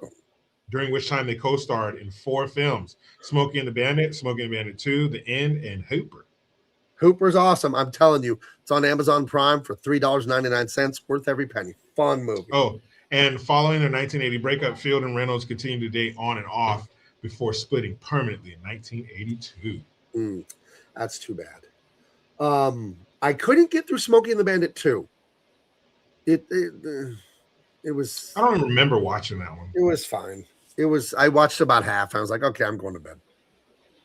So it didn't work for me. I have seen it, but I just don't remember. It must have been how great it was. Here's another great moment. He comes out now. He pays for the sheriff's burgers. He comes out to get back in his car, and his car's gone. But plot twist: Sally Field isn't taking the bus to New Jersey or wherever the hell she's from. She's like, I'm going with you. Liar. Right. So now I love that. I love that twist in the story. It's like that thing where the boyfriend chases the girlfriend to the airport and he watches her plane leave through the window and then he's all defeated and he turns around and then she's standing right there. You know what I mean? It's like, it's that sort of trope in a movie or a story, So that was pretty cool, man. Their chemistry was it was good. Awesome. It was good chemistry. Yeah. So they get back to driving. And there's a great scene here. There's another blockade by some semi trucks helping him out and some traffic. And the Buford T. Justice car goes under a semi truck and gets decapitated, but not the people, the car. The top gets ripped off. Yeah, peels the top right off that son. Which obviously in real life nobody would survive anything like this. So that would be. So then they're driving the car with the top ripped off and no window shield. Eventually, they don't have a side door. They put the door in the back seat. This car keeps getting jacked up, and that's like a recurring gag. So fucked up. And then pretty soon, Junior, I think after the top comes off, he's holding his daddy's hat on his head while he's fucking driving. Right, he has to hold his hat down so it doesn't blow off in the wind. Fucking Junior, you idiot. And Junior, how old for you, daddy? Oh, he's such a dumbass. Junior's such a dummy. What we are dealing with like, here is a complete lack of respect for the law. The way he delivers the lines are so good in this movie. Amazing. And he was born in New York. So this whole Southern thing, right. you know, is just his acting skills. But Junior, he'll say shit like, you know, the top of the fucking car comes off violently. You see they go under a fucking 18-wheeler, violently rips the top of the car off, and he'll go like, Daddy, the roof's missing. Like he'll say dumb shit like that, and he's just like, I know like, that, you tit turd. Like, you fucking idiot, I know. You look at Junior, and he looks like a big man. He looks like he's 6'2" or something. I don't know who this actor is, but he looks big. And I think I figured out what's going on with his dialogue. Ex-football player. Yeah, I think I know what's going on with this dialogue. You tell me this rings true. They wrote his dialogue like a toddler. You know, kids just say like obvious shit, but for some reason it's funny. Yeah. You know what I mean? Like kids will just say profound things that were kind of obvious, but nobody said it. It's like, Daddy, the roof got done ripped off the car. Dude, I know that, you moron. And yeah, I was right. Michael Dennis Henry was a professional football player. Okay. Yeah, played linebacker for the Pittsburgh Steelers from 58 to 61. Okay. Yeah, you can see the physicality. 6'2". 6'2" and fucking 6'2". ripped. I said 6'2". Come on now. Yeah, 6'2" and fucking ripped. Yeah. No, he was great as the idiot son in this. He was just, Daddy, the roof got ripped off the car. Oh my God. He was like, I know that, you son bitch. So dude, he almost like he hated his son. He loved his son, obviously, because he's doing all this for him, or for their name at least. But no, you could feel like as a father, you have a son, I have a son, and you want them to excel. You want them to win every sport. You want them to get the girl, the job, the money, serve God. You want your son to be the pinnacle.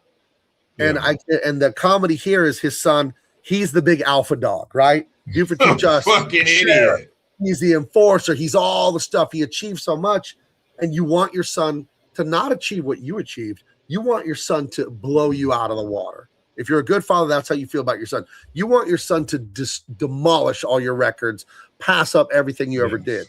And I think that's the comedic frustration that Justice Sr. has, is that his son is a drip, dude. His son is a dork. His son is the exact opposite of what he wishes for and from his son. He is a fucking daddy. Junior. Okay, he was in The Longest Yard. I suspect he would have been in The Longest Yard, which I liked that movie. I didn't think it was bad at all. I thought it was pretty good. So, yeah. Didn't see the Adam Sandler one. I don't want to see something like that. That doesn't look good to me. No, you're not missing anything. Well, Adam Sandler doesn't, I mean, even though he's a baller, you see those random videos of him just hooping in New York City. He like loves basketball. Yeah, he's good. Yeah, he's good for like a 60-year-old guy. But he just doesn't scream football player to me, Adam Sandler. He just doesn't have the right physicality. No. You know, he just doesn't have the physique for it. Sorry, bud. So anyway, the chase Reynolds was in that too. Yeah. Yeah. The chase is still on. Snowman and Fred are getting away. Sally Field and Burt Reynolds are still driving. And there's a funeral procession. And they block the road so all those guys can't catch up. You know, so the sheriff and all that can't get through, and they're waiting and waiting and waiting. And it's really funny in that scene because Buford, Justice, Senior, and Junior, I believe when they're waiting for all the funeral cars to make this turn so they can go, they take their hats off and put them over their hearts. Yeah. And then so the sheriff even though they're mad and they hate all these funeral people, like, well, I got to show respect, you know, for the dead. Got to respect the dead, man. Yeah, and then he goes, should have cremated the son bitch. That shit was so fucking funny. Sandler did a good Bobby Boucher in The Waterboy. That is true. So he already was a football player. Okay. Yeah. Maybe I'm wrong about the new Longest Yard. Mama. Yeah. Your mama is wrong. Yeah.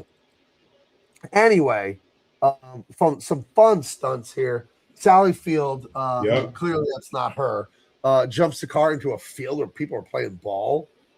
That's crazy. And then Buford and his son, they can't go that way for whatever reason. Because they're idiots. All right. So then we get a respite. Snowball pulls over. He does a little fishing with his dog, Fred, at a pond. And Sally Field. Snowman. I call him Snowball? Yeah. I want to call him Snowball. Every time I say Snowman, I say Snowball first. No, he's better than that. He's better than Snowball. Yeah, Snowball doesn't sound very tough. Hey, Snowball. Hey, look, here comes fucking Snowball. Hey, here comes fucking Snowballs over here. Hey, yo, he's the snowman. That sounds much better. Hey, so yeah, Snowball. So we get a little slow down here, getting gas, still talking on the radio, threatening, Buford's threatening Burt Reynolds over the CB radio, and end up crashing the car. Golly, they're so pathetic. Fucking this car up. It's funny, like the comedy in this is like ridiculous, but it doesn't feel like an episode of Scooby-Doo. Because sometimes movies are really wacky like this, and it feels like Looney Tunes almost. And it's like, it feels too corny. And for whatever reason, this still feels grounded. I don't know how they did it, but it doesn't feel like Scooby-Doo. And it could easily, with some of the stuff that goes on. So I don't know. I guess the acting is so good that you just buy all of it, So again, another blockade. They get through it. I love where he drives on this very shallow stream or pond. I thought that was great. And then they have the Asian driver come through, and he wrecks everybody on this it's like a little mountain pass or a little hill pass. And I don't know what the point of that was, but I thought it was very funny. And I don't know. He was an Asian cowboy, but he was driving this big tow truck or whatever. And he ripped the door off the police cruiser. So now we got Daddy, they ripped the door off. Daddy, the door's missing. Daddy, you fucking dummy, dude. And you see how, and I don't mean to get off on a tangent because time is of the essence, right? You see how naturally diverse this movie is, right? Asian driver, black, and not a black hoodlum or pimp. You got a black sheriff, basically. But it makes sense. You're in the deep South. Of course, there were actually black sheriffs. Like, of course, but you're not forcing it. A black sheriff, Asian truck driver. There's white people in there. There's all kinds of people. There's rich white people. There's poor white people. There's whatever. But it just naturally happened that way. It just kind of mimicked the area. And instead of having all this force, no, this has to be in there and shoehorn this in there. It didn't have to be that way. If you just sit back and shut the fuck up, things will naturally present themselves. Right. There's enough people that want to be actors. If you just have all kinds of people try out, then different races and types of people will get roles. That's how it was. Like people will get roles, and then sometimes they'll be Chinese, they'll be black, they'll whatever. But all the forcing the stuff is so lame. It's the death of art. It's so lame. So anyway, but more blockading, causing traffic jams on purpose. This little granny here with the car wreck, she's another one on the CB radio helping them out, causing trouble for the law. Yeah. Because she's just a hapless old, I'm sorry, I didn't know this wasn't a turn lane. They can't be mad at her. I thought I was at the Safeway. She's a poor, come here, miss. I'm sorry, let me help you out. Yeah, man, you can't be mad at the poor old lady. And which makes it even more frustrating because you want to. Yeah. But I'm so sorry. Treasure Island, Ellen. If you've ever been to parts of the Ozarks where demolition derby is a big deal pastime, and it's just in a pasture, this movie makes sense. Okay. Yeah, I've never been to that. I had tickets to Monster Jam at the Padres Stadium here in San Diego, but it was raining cats and dogs, so I just didn't go. It was like 2 years ago. But I think it was on Super Bowl Sunday this year, so I didn't go this year. But I've always wanted to go to, it's a Grave Digger, and kid seats are just $8. But my granddaughter went to Monster Jam during the Super Bowl this year because my daughter didn't want to watch the Super Bowl. Had a great time. She loved it. She came home and told me, she's only 3 years old. She came home and told me about these trucks. The trucks were jumping. They were spinning. It looks fun. It looks really fun. So bring a Pepsi can and admission. It's only 50 cents. Right. Love it. I heard the Sklar brothers had some joke about that. It was like, kids' seats are something about the seats being half off because you're only going to need half the seat or something like that. Like you're gonna be on the edge of your seat. Yeah. I wish I remember. So this lady played Glinda, the Good Witch, in Wizard of Oz. Is it really? Another great movie. I think that's what they're saying. So then we get a little interlude here. Hopper and Sally Field make their way into a secluded glen in the forest. Something about to happen. Fred and Snowman Fred and Snowman stop at a 76 like truck stop that he must be a regular because he knows the owner. Goes in there, makes some phone calls, gets himself a little grub, and then gets into an awesome bar fight. These two are kind of arguing, talking, flirting about life and what you want to do. What are you doing with your life, Bandit? What are you doing with your lifestyle? I feel, and they're kind of sharing intimacy, like fighting through it, working through it, getting close. It's well written. You think the movie's just a goof off, but it's not. You know. Yeah, I feel like that's what everybody was doing in the 70s. They were just laying like on grass and just fucking each other. Let's see. I went to a bunch of destruction derbies. One of my cousins used to race Powder Puff, and so I love watching this. Yeah, I'll have to check it out. Hopefully, they won't put it on the freaking Super Bowl next year. I don't know how I'm supposed to go to it if it's on there. This is just old clunkers ramming each other. Oh, it's not Super Jam with Gravedigger. It's not that one. So it's cool. It's violent. Yeah. No, it's cool. Cars smashing cars. What's not to love? Sounds good to me. I saw Mad Max Fury Road 4 times in theaters. That's a 2-hour car chase. Have you seen Fury Road, the 2011 movie? Yeah. Awesome movie. 2011 already? Or 12. It's old. The movie's old. Damn. You know? Yeah. Well, the sequel's already like 2 years old. The Furiosa sequel, that's already like a year or two old. So yeah, time is, dude, it's 26. Time is flying, boy. So anyway, he goes to this bar and more diversity. The bar owner, the truck shop owner is a black guy, and we don't have to make a big deal out of it. They're just people. And he gets the shit. Cool. Yeah. And they're boys. They're boys. The guy's like, hey man, sorry you got your ass kicked. You know, here's some burgers for the road, and you know, your gas tank's full. And yeah. Hey, that's cool. A sack of cheeseburgers and a full tank. Yeah. All is forgiven. You got to get into a fight. It's a pretty good afternoon, if you ask me. He did all right. You ever been in a brawl, like a melee? I've never been in a multi-person brawl. I've been in fights one-on-one, never lost. I'm a very big dude. But I've never been in a melee where it's like, you know, 10 dudes versus 10 dudes. No, never like I feel like I missed out on something like that. As a sailor, you never got off the ship in Barcelona and got into a bar fight with the other sailors? No, we got into some shit talking, like with some Marines or something, but didn't turn into a brawl because there's too much to lose. If you get in trouble, you're going to get on restriction, and you're either going to be confined to the ship, or you're going to have what's called a restricted liberty, where you have to go out with basically someone who outranks you to supervise you, and you have to be back by 10 instead of midnight. And So go you by get yourself. babysat if you get in trouble. Okay. Fuck that. So no, man. But I never came to that. Just one-on-ones throughout life. I'm still young enough. I think I can get into one melee before I'm an old man. Just get into Before one. you call it quits. Yeah, before I hang them up. One good fucking melee. Get into one like bar fight in Texas with some real shit kickers, you know? I don't need a melee. I'm good. Gabe thinks it's 1946 Singapore. You damn right I do. It's always Singapore up here, brother. It's always Singapore up here. Anyway, he gets into an awesome bar fight. I think it's fun. And then he leaves, but he gets his sweet revenge. He runs over the motorcycles of the guys that kicked his ass. So that's kind of which we all want to do, by the way. Right. We all want to run over a fucking row of motorcycles. Right. I don't care what anybody says. We all want to do that shit. Daddy, the door got ripped off. Daddy. Dummy. So then he gets stopped by a cop in whatever state they're in, and and Buford doesn't have jurisdiction here, and the cop's giving it to him.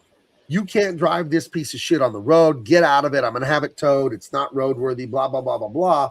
But then Buford kind of pulls rank and tells him who he is, and then the guy backs off. And then he bitches at him. He's all, my son is present. This guy's like, get this piece of shit out of here. Don't use that kind of language in front of my son. Blah, right. Blah, blah. He's like, man, I don't give a damn what's going on.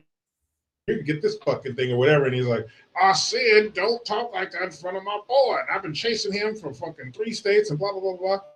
And the guy's like, oh, I'm sorry, sir. Go ahead. And he goes, thanks. Fucking asshole. He's so good at the curmudgeon, Jackie Gleason. He's so good. Dude. Yeah. Thanks, Dead Punks 271 says, I worked in a bar as a bouncer. I wouldn't recommend getting into any fights. Oh, I know. I'm just fun. And fighting's for young men. Now you can go to jail. So I'm not getting in any fights now. I was a bouncer. Now I get it. I was a bouncer like 17 years ago, though. I did some bouncing downtown San Diego. And I will tell you, I hate to admit this, when you're a bouncer, it's kind of like when you have a hammer, everything looks like a nail. And I hate to admit, when you're a bouncer, it's kind of fun to throw people out of the bar. I hate admitting that. And also, I'm a married man, and oh boy, do girls flirt with you when you're the bouncer. What is that? Oh, is it because you're well, like I've seen a chick. You're the tough authority figure or you something? You can say you have power. You say who goes in and who doesn't. Right. You're the arbiter of who goes in the club and who doesn't. I've seen a chick. You know where I bounced, Jericho? Do you know where I bounced? At the pizza place. We did the meet and greet with Dean Cain.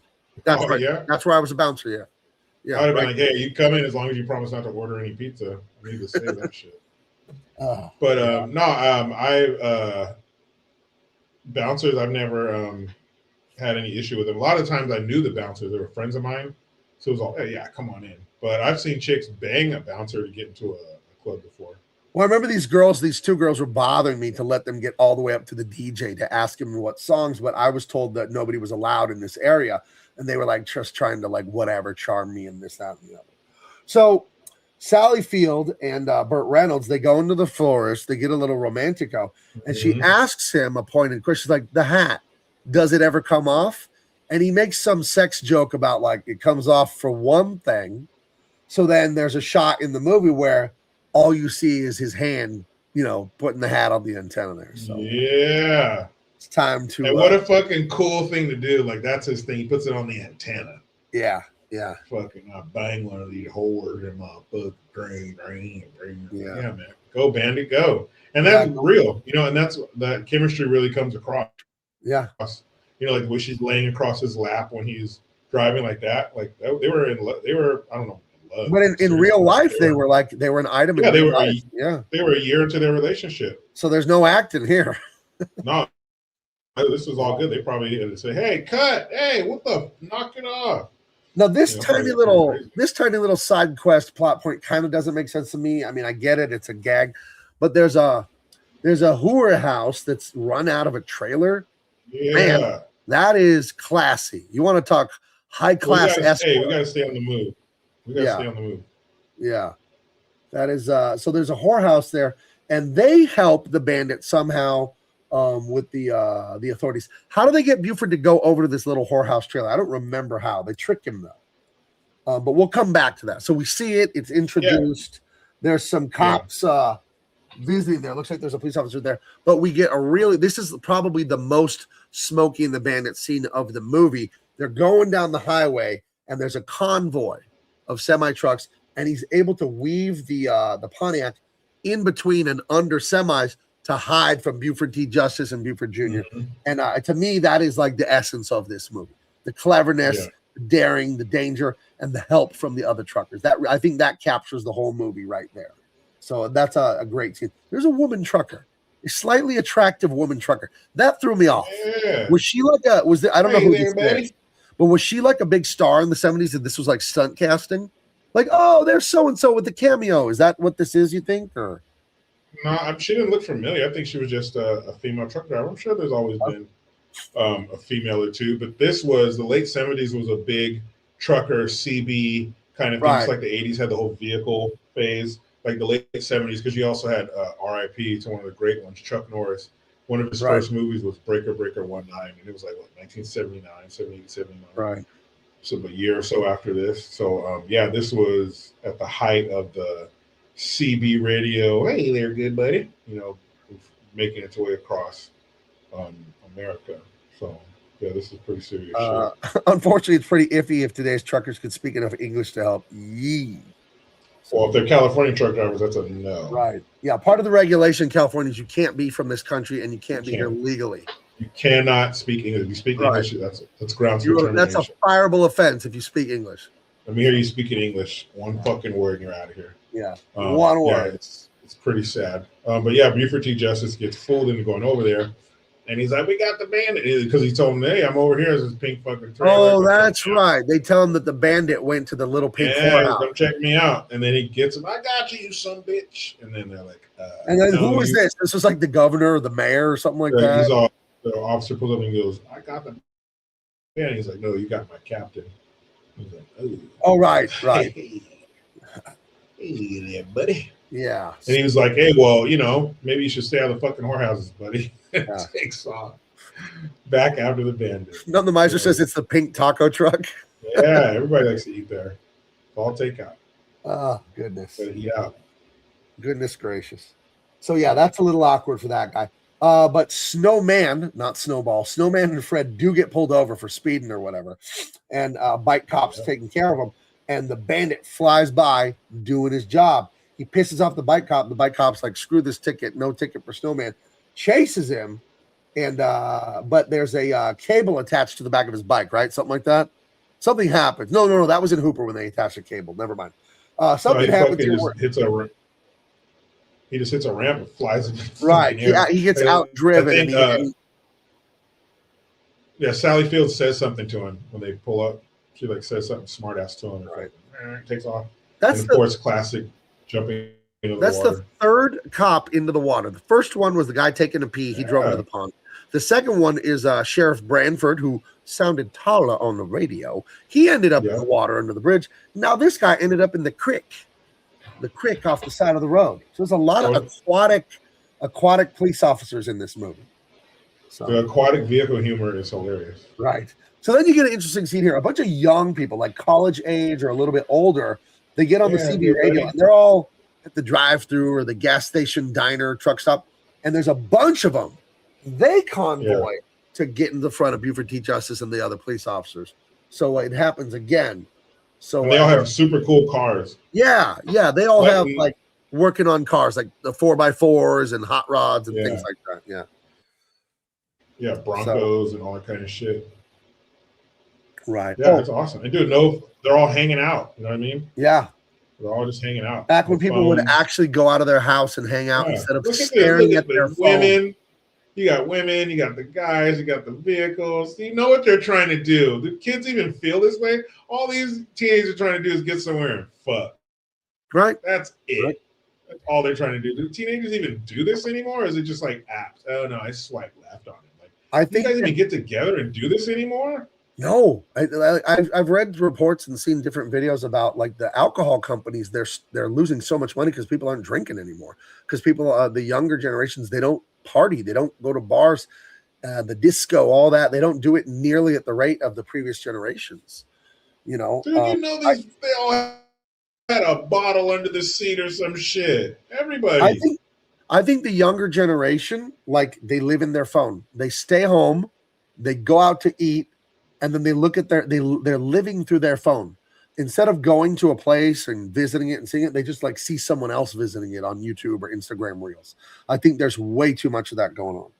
So, Treasure Island. They have kids struggling to drive. You know, when my kids were in high school about 15 years ago, they quit having dates for prom and homecoming. And I told my kids, you're not allowed to do that. And I told my son, asking women on dates is a skill you have to have as a male human being. So you will not go to homecoming, prom, nothing unless you ask a girl to go and get a date. And then he did. And my son, handsome fella, he does very well with the ladies. So I'm proud of him. But when he was, sophomore, freshman, him and his buddies thought they were going to go stag, like the five of them. Like, no, we're not doing that. Are you out of your mind? You have the guts and the respect to ask a girl on a date and you take her to the prom. Jeez.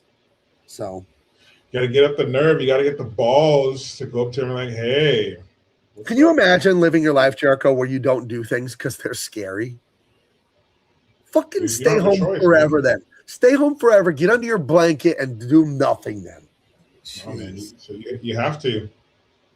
You have to. It's just how it is. As a man, you have to fucking do shit like that. And then when you have kids too, if something happens, you have to fucking do something for your kid or stand up for your kid. You're going to do it. It's just the way it is. Yeah, it's the way it is. Your fear and your feelings don't matter. It has to be done. No one gives a shit, dude. No, cry about it. Cry about it on your own time. Yeah. My wife, she's like, I'm not like you. You get up early and stuff like that, and then you fucking go do this and do that. I'm like, I have to. There's no... Yeah. But I can't. I would say this, Dead Punk, they lack actual communication relatability skills. And you're saying, Treasure Island, I have friends struggling to get their kids to drive. I would say it's on us as adults and parents when they are teens. When they're adults, hey, their life is theirs. You be an adult. But when you got high schoolers and all this stuff and they don't know how to socialize, make them. That's your job.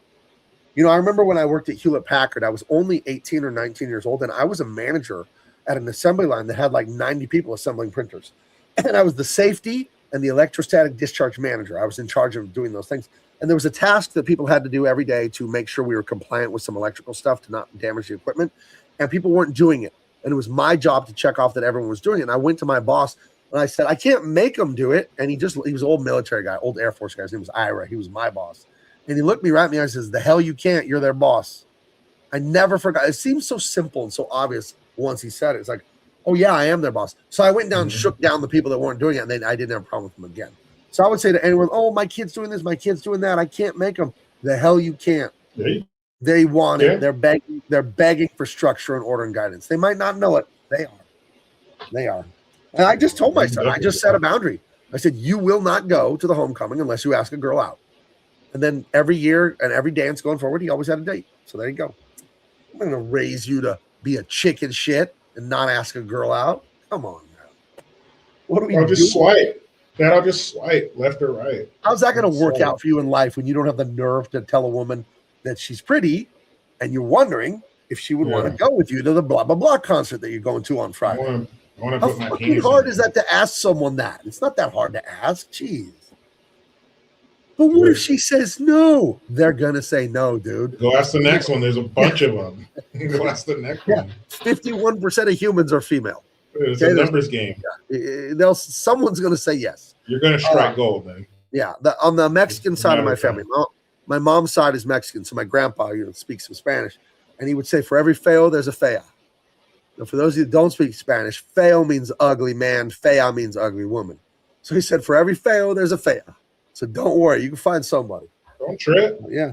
Sun will go down. You make that 2 a.m. call. They're out there. For every pot, there's a lid.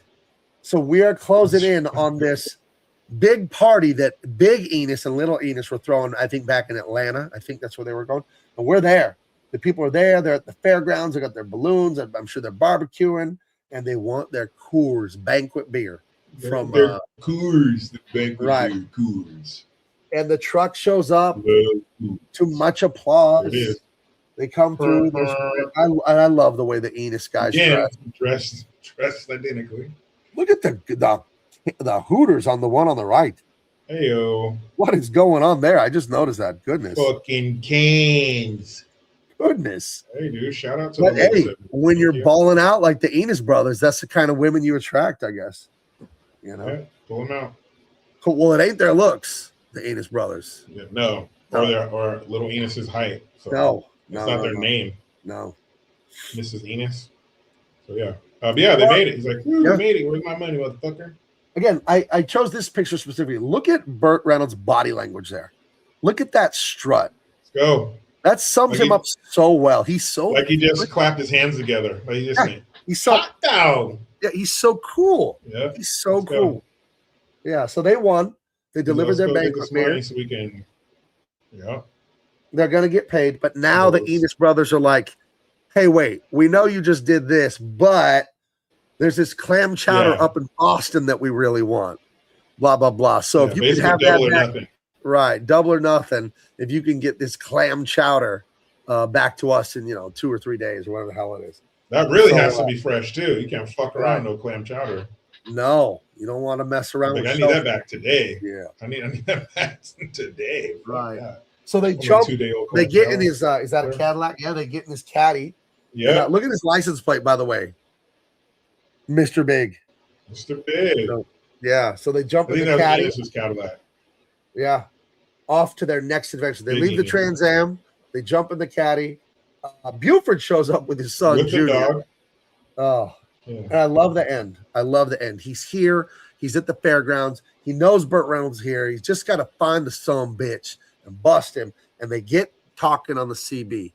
And he still doesn't know who Burt Reynolds is. And they're talking shit. And I'm going to do this. I'm going to do that. I'm going to get you and this and that. And he doesn't know Burt Reynolds is right behind his ass talking trash. Yeah, he's like, well, I'm headed, to Boston, blah, blah, blah. He's like, you son of a bitch. He's like, wait a minute. Can't do that to you, Sheriff. Look over your left shoulder.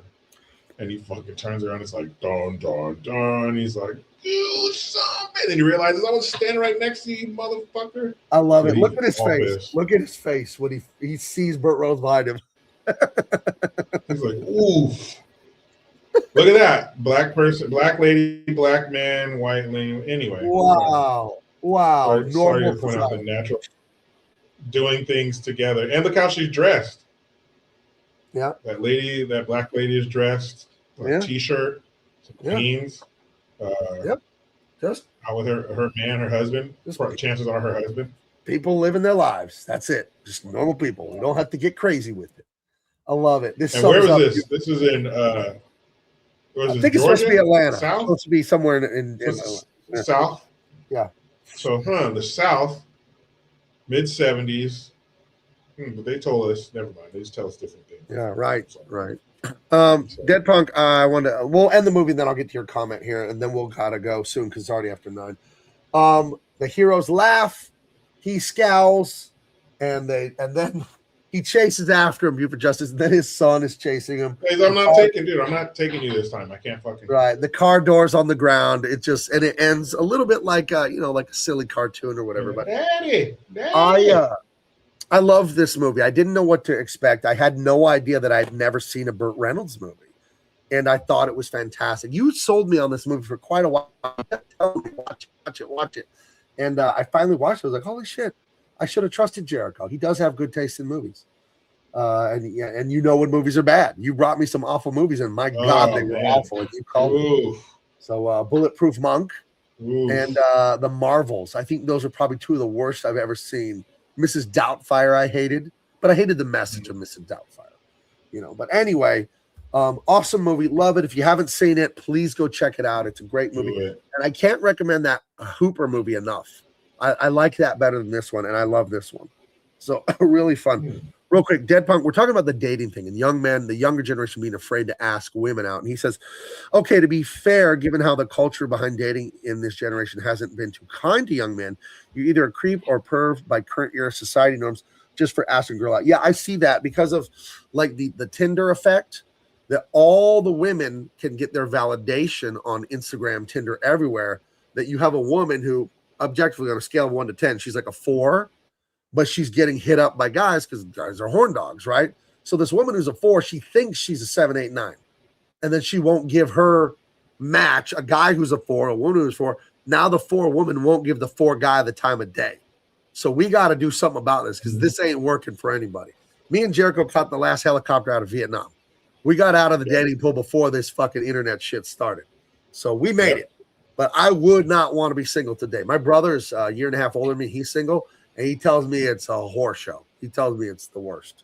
So, well, and those women will be back in the dating pool. It's just that they'll have more miles on them. Right. Because once that beauty starts to fade a little bit and they get older and they're not the little hottie anymore, they're going to have to lower their standards to catch something. And they're going to end up being booty calls because nobody wants a fucking car with a bunch of miles on it. Too late. Men value beauty and virtue. Yeah. And you don't have either one of those. Maybe one you could hobble across the finish line, but you don't have either one. Yeah, you can't be ugly and a bitch. Nope. Hey, but there's always room on the booty call team. Like the booty call team, there's always a spot on the roster. You can always do that till your dying day. But that's all it'll be. It's just not much. Empty sex, and then he'll put you in the Uber and send you home, and that ain't good. That's terrible. So good day, sir. I don't know what to tell you guys that are single out there and trying to figure it out in this modern world. I will give this advice. I'm only 47, but I've been married 30 years in November. This is the advice I will give. I'm in a men's group, and it's an online men's group. I do in-person men's group at church, but the online one is for men that have had a lot of relationship problems, a lot of abandonment with divorced parents, stuff I went through, and it's a really good group. We have a lot of meetings on Zoom. And some of the guys, man, their lives are so bad, and their wife is a bitch and hates them, and they have sex once a year, and blah blah blah. And I just asked one of the guys, I'm like, "Are you the same religion as your wife? You got the same politics? Like, I don't think you should be unequally yoked. Like two oxen, 2 cow. You put a yoke on them in a pile of field. You can't put it on there crooked. You can't have one ox twice the size of the other one. It ain't gonna work. And I think if you're not the same religion as your wife, You're not the same politics. Imagine this scenario. I think I've said this before. You have 3-4 kids with your wife. She doesn't want to have any more. You want to have more kids. She gets pregnant with baby number 5 and has an abortion without telling you because she's a leftist and she's fine with abortion. You're a Christian and a conservative, and it's murder in your mind. How can you be married to someone like that? Yeah. You have to have the same religion, the same politics. My goodness. If you don't have the same worldview, how are you going to get along? Well, if you think things are okay that I think are immoral, if I think things are okay that you think are evil and immoral, we can't get along. Sorry. Yeah. So that's the starting point for me there is don't look at looks. If you're a guy, don't be fooled by tits. If you're a woman, don't be fooled because he has some money and he's a little bit of a bad boy. Like, does he have your values? You have to start there. You have to. Yeah, because could you imagine being married to a progressive? No, I could never be married to a progressive. Never. There's no fucking way. No, because all of that bleeds into their whole. No, and then what she's gonna do to my kids? Never get away from it. What's she gonna try and tell my son or my daughter? Right? Hell no, no way. Yeah. Hey, what'd you guys do today? Oh, I took them to a pride parade. Right. What? Right. You fucking did what? And you've commented, and it meant so much to me when you came and stayed at my house and went to Comic-Con. And we need to talk about Comic-Con if you're coming or not. We'll talk off the air. But it's in July. But you commented me apropos to nothing. I didn't set you up for it. You told me that my wife was such an amazing wife, my right hand, such a good first mate, and she had this organized and that. And like, yeah, we have the same values. We believe in the same worldview, the same religion, the same politics, the same. A man does this, a woman does that. We don't. My wife and I do not disagree about anything of substance. I mean, one of our disagreement we have is she eats shrimp and I don't like seafood. Like, that's the kind of disagreements we have. We don't disagree on anything that matters, Well, she's a good woman for dealing with your imperfections. Right. That's definitely a defect. Right. But like, I cannot think of a single issue of substance that we disagree on. And little shit, not heavy shit. Right. Yeah, nothing that's like life, nothing that matters. We don't disagree on it. And I think pineapple on pizza, okay. Right. That's cool, yeah, something like that. Yeah, maybe we don't agree. But you can't be getting in relationships with people where you don't agree on what life is, what God is, what politics are. I remember speaking to my wife about how we're going to raise our kids and stuff before we got married. Right. Like, that's some serious shit, because you can't be in it. Kids can't be here 2 years old. And you're like, so what are we going to do to them? What happens when they fucking fuck up or they do how are we going to discipline them? Nah, it's too fucking late. Yeah, what if one believes in spanking and one believes in timeout, and one thinks spanking is child abuse and one thinks that timeout is child abuse? That's not good enough. Like, you can't be married when you're like all over the road like that. You're going to just fight. It's a house divided. A house divided cannot stand. Yeah, right? You're 2 years into your marriage. You're a Niner fan. You find out your wife's a fucking Cowboys fan. You gotta leave her. Right. Like, you fucking bitch. No, it's why didn't you tell me? It's really tough. I'm a Christian. I don't hide that at all. And there is a verse in the Bible about wives, and it says, a man that finds a good wife is blessed by God because she is more rare and valuable than gold and rubies. Think about how you get gold. Think about how you get rubies. Do many people find gold? Do many people find rubies? A good wife is very hard to find. Send a little African kid down there to get it. Let's see. Get gold and rubies. Treasure Ellen says, in today's society, if you want a non-progressive woman, you're going to have to willing to entertain the idea of a less agreeable woman. Agreeable women aren't going to reject progressivism. Well, no. My wife is a very agreeable woman. She agrees with me. I lead. I say, we're going to do this. We're going to do that. We're going to live here. We're going to do this business. You're going to be my, she helps run my business. So I do comic books. I write them and publish them, all that. She does all the social media. She does all my posting. She does all the analytics. She does all the accounting. So she's my right hand. Which is huge. Right. You have to have that. Yeah. The amount of time it takes to write scripts and draw them. So no, the number one trait you need in a woman is agreeableness. And women are naturally agreeable. Men are naturally disagreeable. There's lots of research on this. And it's good for men to be disagreeable because then we stand up when things are wrong. Everyone says, oh, we need to do this. And the one man goes, no, fuck that. That's bullshit. We're not doing that. Yeah, that that's stupid. A lie. And that's how men are. Women are not that way, and it's good they're not that way.